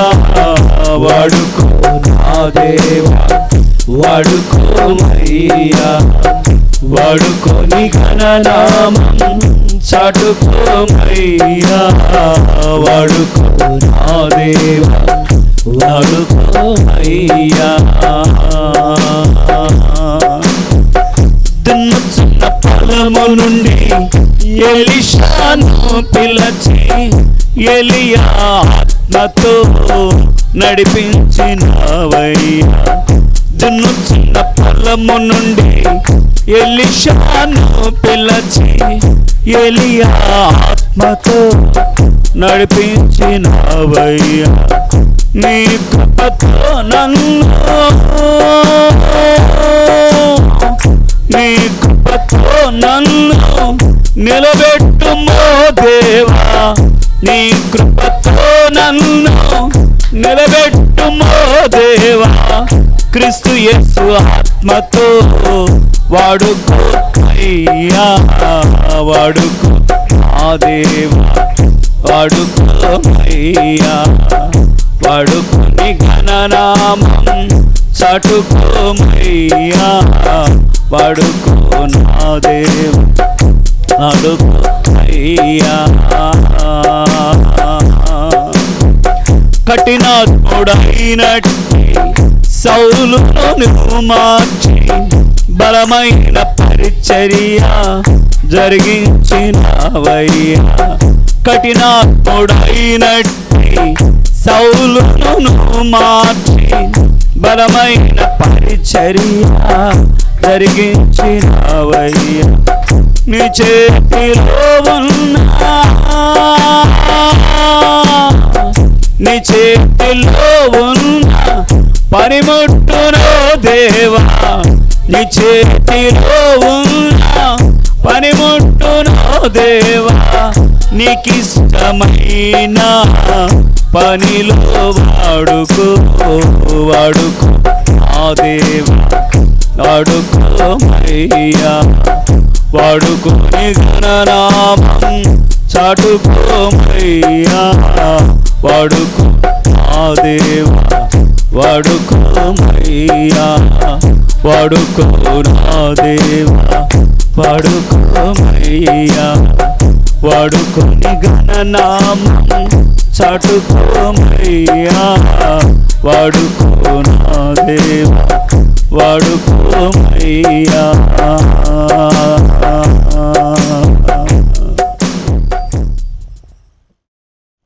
ఓ తండ్రి, మా చేతులెత్తి నిలబడి ఉన్నామయ్యా.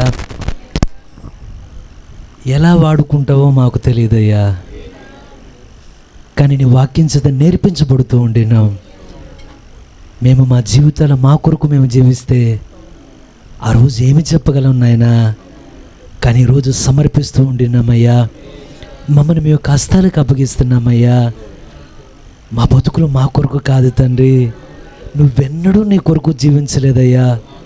ఒక్క వచనం లేదు నీ కొరకు నువ్వు జీవించావని, కానీ అన్ని వచనాలు నువ్వు మా కొరకు జీవించావని రాస్తున్నది. కానీ మా జీవితంలో నిజంగా మీ కొరకు మేము జీవించామని అనుకున్నాము కానీ తండ్రి, కానీ నిజంగా మేము జీవించలేకపోయామయ్యా. ఇక్కడ మేము నిజం ఒప్పుకుంటున్నామయ్యా. నువ్వు మాట్లాడేవంటే ఏదో కార్యం చేసే దేవుడు తండ్రి. మేము మా చిన్న హృదయాలు నీకు అప్పగిస్తున్నామయ్యా. మేము బాగా చదువు కలిగిన వారం కాదు నాయన, మేము బాగా జ్ఞానవంతులము కాదు నాయన, లోతుగా మాట్లాడే వారం కాదయ్యా. కానీ చిన్న హృదయాలు తండ్రి, తేలికపాటు హృదయాలు అయినా సాధ్యమైనంత వరకు యథార్థంగా ఉండడానికి మేము ప్రయత్నించాం తండ్రి. కానీ ముఖాముఖంగా నిన్ను అడుగుచూ ఉండినాం, దయచేసి మమ్మల్ని వాడుకోండి. ఎలా నన్ను వాడగలిగిన దేవుడివి. బ్రదర్ బెన్ గురించి సాక్ష్యం వినుచూ ఉండేండుగా సోదరుడు ఎలా ఆమెను చెప్పేవాడు, అతని జీవితం అంతా బాగుండేది అని. ఓ ఎన్నోసార్లు మేము ఆమెను చెప్పాము నాయన, కానీ దేనికి ఆమెను చెప్పామో అదేంటో కూడా మేము గ్రహించకుండా చెప్పిన రోజులు ఉన్నాయి. దేనికి మేము ఆమెను చెప్పామో దాన్ని మా జీవితంలో రుజువు చూడకుండానే, దాన్ని రుచి చూడకుండానే ఇక్కడే మేము వదిలిపెట్టి వెళ్ళిన రోజులు ఉన్నాయ్యా తండ్రి. అలా ఉండాలని మేము కోరట్లేదయ్యా. వర్తమానం మాకు నేర్పే ప్రతి పదము తండ్రి, అది అలవాటుగా మాట్లాడడానికి కాదు నాయనా.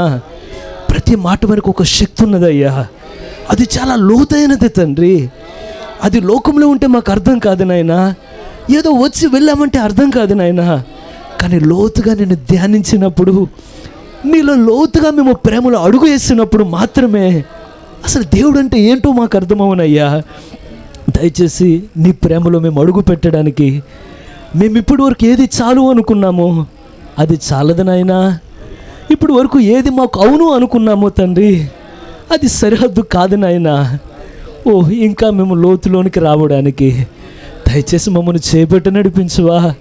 చీలమండలం దగ్గర ఆగనివ్వక నాయనా, మోకాల లోతు ఆగనివ్వక నాయనా, మన లోతు ఆగనివ్వక నాయనా. ఓ ఏదులైన లోతులోనికి నడిపించు నాయనా. యథార్థమైన హృదయం మాత్రమే దాన్ని చేయనయ్యా. మా గుండె మీ ముందు పెడుతున్నామయ్యా. లోతుల్లో ఏదైనా మొండి హృదయం అలా ఉన్నదేమో నాయనా, దయచేసి దాన్ని తొలగించువా. దయచేసి దాని నుండి తొలగించు నాయనా. మేము నటించడానికి ఇష్టపడట్లేదయ్యా, మేము యథార్థంగా ఉండడానికి ఇష్టపడుతున్నామయ్యా. నువ్వు ఎన్నడూ మా కొరకు నటించలేదయ్యా. నువ్వు చేసిన ప్రతి త్యాగం నిజమయ్యా, అది యథార్థం, అది వాస్తవమయ్యా. కానీ మేమే నటించామయ్యా. నలుగురిని నమ్మించడానికి మేము నటించాము ప్రభు, తోటి వారి ముందు మంచిగా నటించాము, నీ ముందు మేము నటించామయ్యా. కానీ యథార్థంగా మా హృదయాన్ని అప్పగించి అడుగుచూ ఉండినాం. ఇక నటించాలని కోరట్లేదయ్యా. యథార్థమైన జీవితం దయచేయండి అయ్యా. యథార్థమైన జీవితం దయచేయండి అయ్యా. మా కేకల్లాగా మా జీవితాలు పెంచండి అయ్యా. ఎంత లోతుగా ఆమెను చెబుతున్నామో తండ్రి, అంత లోతుగా జీవించడానికి నాయనా ఒక్కసారి చిన్న మందుని దర్శించండి అయ్యా. ఈ చిన్న మందుని దయచేసి దర్శించండి అయ్యా. నువ్వు ఎక్కడో లేవు, మా మధ్యలో ఉన్నావయ్యా. దయచేసి హృదయాలు తాకండి అయ్యా. నువ్వు అనుకున్న కార్యాన్ని రుజువులోనికి తేమని అడుగుచూ ఉండినామయ్యా. యవ్వనస్తుల హృదయాన్ని తట్టండి అయ్యా. మేము వెనకడుగు వేయడానికి కాదు కానీ తండ్రి, మాకు ముందున్న వారికన్నా ఇంకా వేగంగా మేము ముందుకు వెళ్ళాలయ్యా. వారికన్నా ఇంకా లోతులోనికి మేము వెళ్ళాలయ్యా. కాలము చాలా శోధనగా మారిపోబోతున్నది. ఓ తండ్రి, చెప్పబడిన ఈ మాటలు తండ్రి, మేము ఇక్కడ కేకలు వేసినా ఎంత అరిచినా తండ్రి, ఆ మాట మా హృదయం లోనికి వెళ్ళకపోతే ఒక్క ప్రయోజనం ఉండదయ్యా. దయచేసి ఈ మాటలు హృదయం లోతుల్లోనికి నాటనివ్వండి అయ్యా.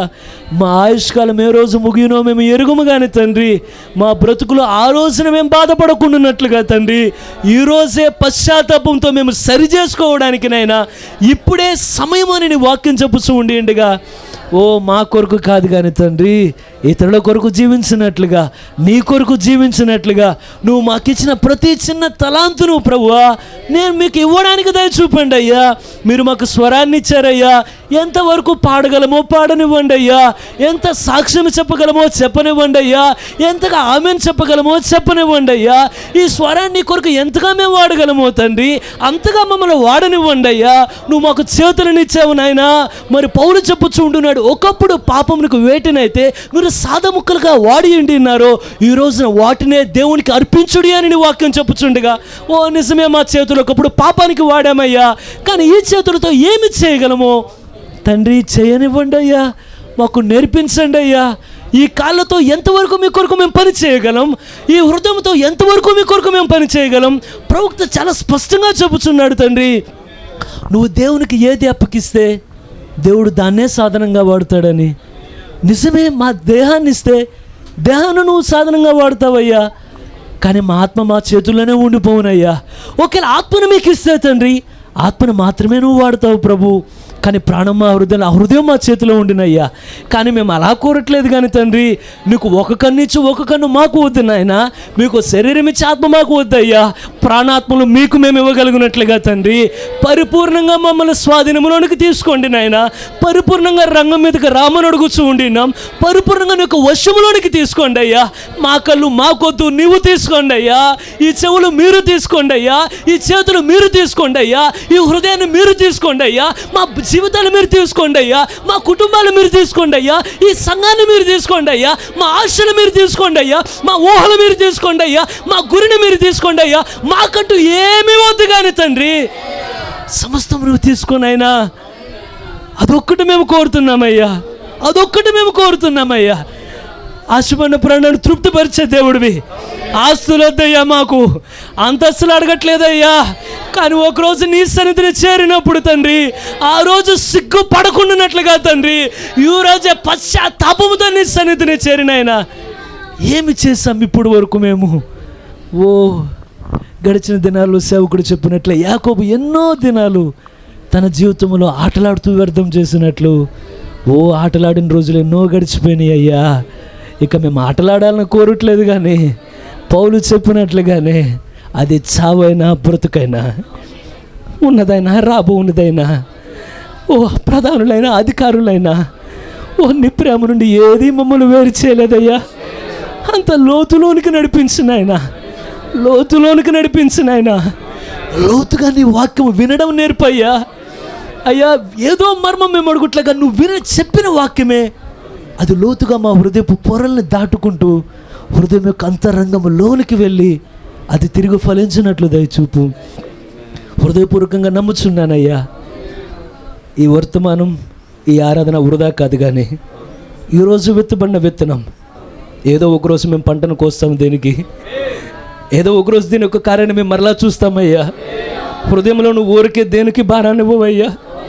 నువ్వు అడుగుతున్నావు నా గురికి ఎవరు వెళ్తారు అని, నా గురికి ఎవరు ఇస్తారు వారి చెవులని. యేషా చెప్పినట్లు చేతులెత్తి అడుగుతున్నాం. ఇదిగో మేము ఇక్కడ నిలబడి ఉన్నాం, ఇదిగో మా శరీరాలు ఇక్కడ ఉన్నాయి, మా ఆత్మలు ఇక్కడ ఉన్నాయి, మా ఆలోచనలన్నీ ఇక్కడ ఉన్నాయి. ఏది మాకొద్దు ప్రభువా, ఏది మాకొద్దు. దయచేసి రండి. రంగం మీద ఇక్కడ నిలబడిన ప్రతి ఒక్కరిని భూమికి పునాది వేయబడక మునిపే ఈరోజు ఈ వర్తమానం వింటారు. నువ్వు ముందే చూసిన దేవుడివి. దయచేసి ఎవరెవరి వాక్యం విన్నారో వారికి చేతనైనంత మట్టుకు నీ కొరకు వారు జీవించినట్లుగా ఈ ఉదయకాలం ముందు మరొకసారి నీతో నిబంధన చేసుకున్నట్లుగా ఈ రాత్రి కాలం ముందు దయచేసి సహాయాన్ని దయచేయండి. మరి ఇప్పుడు వరకు అల్పుని మరుగుపరుచుకొని తండ్రి, ఇది నా మాటలు కాదు, కానీ నా హృదయంలో ఉంచిన నీ మాటలు కనుక ఆ మాటలు ఇక్కడ ఏవైతే చెప్పబడి ఉండినవో దయచేసి ఇవి వాటి యొక్క కార్యాన్ని తండ్రి రుజువులకు వచ్చినంత వరకు ఏ జీవితం చల్లారిపోకుండానట్లుగా, ఈ విత్తనం ఎక్కడ నాటబడి ఉన్నదో దయ్యం దేన్ని ఎత్తుకొని పోకుండానట్లుగా, ఏది ముళ్ళకంపల చేత అణిగిపోకుండానట్లుగా, అహేక విచారాలు దేన్ని కప్పకుండానట్లుగా ప్రవక్త తను ఉన్నప్పుడే చెప్పినాడు, there will be a bride అని. అక్కడ ఒక వధువు ఉండబోతున్నది అని. ఇన్ని సంవత్సరాలు గడిచినాయి ప్రభువా, ఎన్నో దాడులు ఈ వర్తమానం మీద జరిగినాయి, సేవకుల మీద జరిగినాయి, కానీ ఇప్పటికీ ఆ మాట వృధా పోలా. మేము ఇక్కడ ఇంకా నిలబడే ఉండినామయ్యా. ఇది నీ మాట తండ్రి, మేము హృదయపూర్వకంగా నమ్ముతూ ఉండినాం. మేము పడిపోకుండా మాకు ఎల్లప్పుడూ సహాయం తెచ్చేయండి. ఎంతమంది హృదయాలు వారు హృదయంత రంగములను మొరపెట్టారో ఈ క్షణముందు చూసిన దేవుడివి. దయచేసి ప్రతిదాన్ని నీ కృప చొప్పున ముద్రించండి. ఈ సమయం ముందర మా మధ్యలో ఎంతమంది అనారోగ్యం చేత ఉన్నారో దయచేసి విన్న మాట చొప్పున మాలో మాకు పడని కార్యాలు ఏమి ఉన్నా ఆ చిన్నపిల్లల పనులు మా మధ్యలో లేకుండానట్లుగా దయచేసి యథార్థమైన హృదయాలు మాకు దయచేయండి. ఇక్కడ మేము ఆటలాడడానికి లేము ప్రభువా, వాక్యం ఆటలాడేది కాదు తండ్రి, అది వాక్యంలో శక్తి ఉన్నదయ్యా. అది తప్పక దాని కార్యాన్ని జరిగించి తీరును తండ్రి. ఎవరితో సరి చేసుకోవాలో ఎక్కువ కాలం మీ గేమ్ ఉండదు ప్రభువా, ఎక్కువ కాలం మీ ఆట సాగబోదు తండ్రి, ఎక్కువ కాలం మీ నటన ఉండబోదు నాయనా. నటన యొక్క అంతములోనికి మేము వచ్చేసామయ్యా. దయచేసి ఎవరితో సరి చేసుకోలేని స్థితిలో ఉండినారో నేను చెప్పిన మాటలు తండ్రి, నీ సేవకుడు చెప్పిన మాటలు తండ్రి, ఏవి తండ్రి పని చేయవు, కానీ ఈ శరీరాల నుండి నీవు మాట్లాడిన మాటికి ఎల్లప్పుడూ పని చేయను ప్రభువా. నీ సేవకులను అనేక సార్లు నువ్వు మాట్లాడి ఉన్నావు ఈ స్థలంలో, మరలా ఈ సినిమందు నువ్వు మాట్లాడి ఉండినావు అంటే ఎక్కడో తండ్రి సరిచేయబడవలసిన కార్యం ఉన్నదయ్యా. దయచేసి వారెవరైనా సరే దాన్ని తండ్రి ఆ కార్యాన్ని ఇక్కడితో వారు విడిచిపెట్టినట్లుగా తండ్రి, ఏ స్వస్థత కొరకు మేము అనేక దినాలు ప్రార్థిస్తూ ఉండినామో నీ వాక్యాన్ని మేము చేర్చుకుంటే మమ్మల్ని మీరు చేర్చుకుంటారయ్యా. నీ వాక్యం కొరకు మేము నిలబడితే మా కొరకు నీవు నిలబడతావయ్యా. వాక్యాన్ని అంగీకరించి మేము క్షమాపణ అడిగితే అద్భుతాన్ని నువ్వు జరిగిస్తావయ్యా. దీనికి సంవత్సరాల వ్యవధక్కరలేదు కానీ తండ్రి, ఇదే క్షణమును అద్భుతాన్ని చేసే శక్తి నీలో ఉన్నదయ్యా. దయచేసి అడ్డంకంగా ఉన్న ప్రతి దయ్యపు కార్యాన్ని స్థలంలో నుండి ప్రభువైన యేసుక్రీస్తు నామములో గద్దిస్తూ ఉండిగా దాడి చేసే ప్రతి చీకటి కార్యాలు పోవునట్లుగా తండ్రి ఈ స్థలంలో ఎల్లప్పుడూ నీ అగ్ని మాత్రమే మండుచూ ఉండుతూ అది రగులుతూ ఉండడానికి నాయనా, ఎవరు చల్లారిపోకుండానట్లుగా తండ్రి, ఒకరి నుండి మరొకరిని వెలిగించినట్లుగా నువ్వు ప్రభువా ఎల్లప్పుడు ఇది ఉండినట్లు దయ చూపించండి. జరబో ఆరాధనలన్నింటిలోనూ మీరు మహిమ తెచ్చుకొని ఈ ఒక్కరోజు కాదు కానీ ప్రతి దినం మీరు మాతో మాట్లాడండి. మీ సహాయాన్ని మేము ఎల్లవేళలా కోరుతూ ఉన్న అందరిని దీవించండి, సమృద్ధి చేత దీవించండి. నీవు ఇచ్చిన ప్రతిదీ నీ కొరకే మేము ఇచ్చినట్లుగా నేను ఏమైనా ప్రభువా నిన్నే స్తుతిస్తాను అని, ఇచ్చిన ఒక్క ఇస్సాకునైనా నీకే అర్పిస్తానని, ఓ సమస్తము ఆయనే ఇచ్చినని చెప్పినట్లుగా అటువంటి జీవితంతో ఎల్లప్పుడూ మీరు మమ్మల్ని నిలబెట్టమని సమస్త ఘనత మీకు ఆరోపిస్తూ, ఎవరెవరు ఎటువంటి అక్కర్లతో వచ్చారు నేను ఎరుగను కానీ తండ్రి, హృదయాంతరంగాలు చూసే దేవుడు కనుక మా మాటలు కొద్దిగా ఉండవచ్చునయ్యా, మేము ప్రార్థించిన అయ్యా ఇదంతా చాలా సామాన్యంగా కనబడవచ్చును, కానీ యథార్థంగా మేము ప్రార్థిస్తేనైనా మేము గడబిడి చేయవలసిన అవసరం లేదు కానీ తండ్రి, సామాన్యమైన మాటలే గొప్ప కార్యాలను రుజువులకు తెచ్చినయ్యా తండ్రి. చాలా సామాన్యంగా మేము అడిగి ఉంటున్నాము, కానీ హృదయం అంతరంగంలోండి మేము అడిగామయ్యా. హృదయంలో ఎవరెవరు ఏ కార్యముతో ఉండినా వారు ప్రతి ఒక్కరు అక్కర నీ యొక్క కృప చొప్పున తీర్చమని కోరుతూ, అయ్యా సదా మీ కృప మాకు తోడుగా ఉంచి నడిపించమని, ప్రతి ఒక్కరిని నీ సమృద్ధి చేత, ఆశీర్వాదము చేత, నీ దీవెనల చేత ఆరోగ్యము దీవండి అయ్యా, ఆర్థికంగా దీవించండి అయ్యా, ఆత్మీయంగా దీవించండి అయ్యా, అన్ని విషయముల్లో మమ్మల్ని దీవించమని కోరుతూ ఈ ప్రార్థన ప్రభువైన యేసుక్రీస్తు నామమున అడిగి వేడుకున్నాం తండ్రి. ఆమేన్, ఆమేన్. ప్రభువైన యేసుక్రీస్తు కృప, ఆయన యొక్క సహవాసం, ఆయన యొక్క సన్నిధి మనకు పరిశుద్ధులందరికీ సదాకాలం తోడయుండును గాక. God bless you. దేవుడు మేము దీవించును గాక. ఆయన ఆత్మ మీకు తోడయుండును గాక.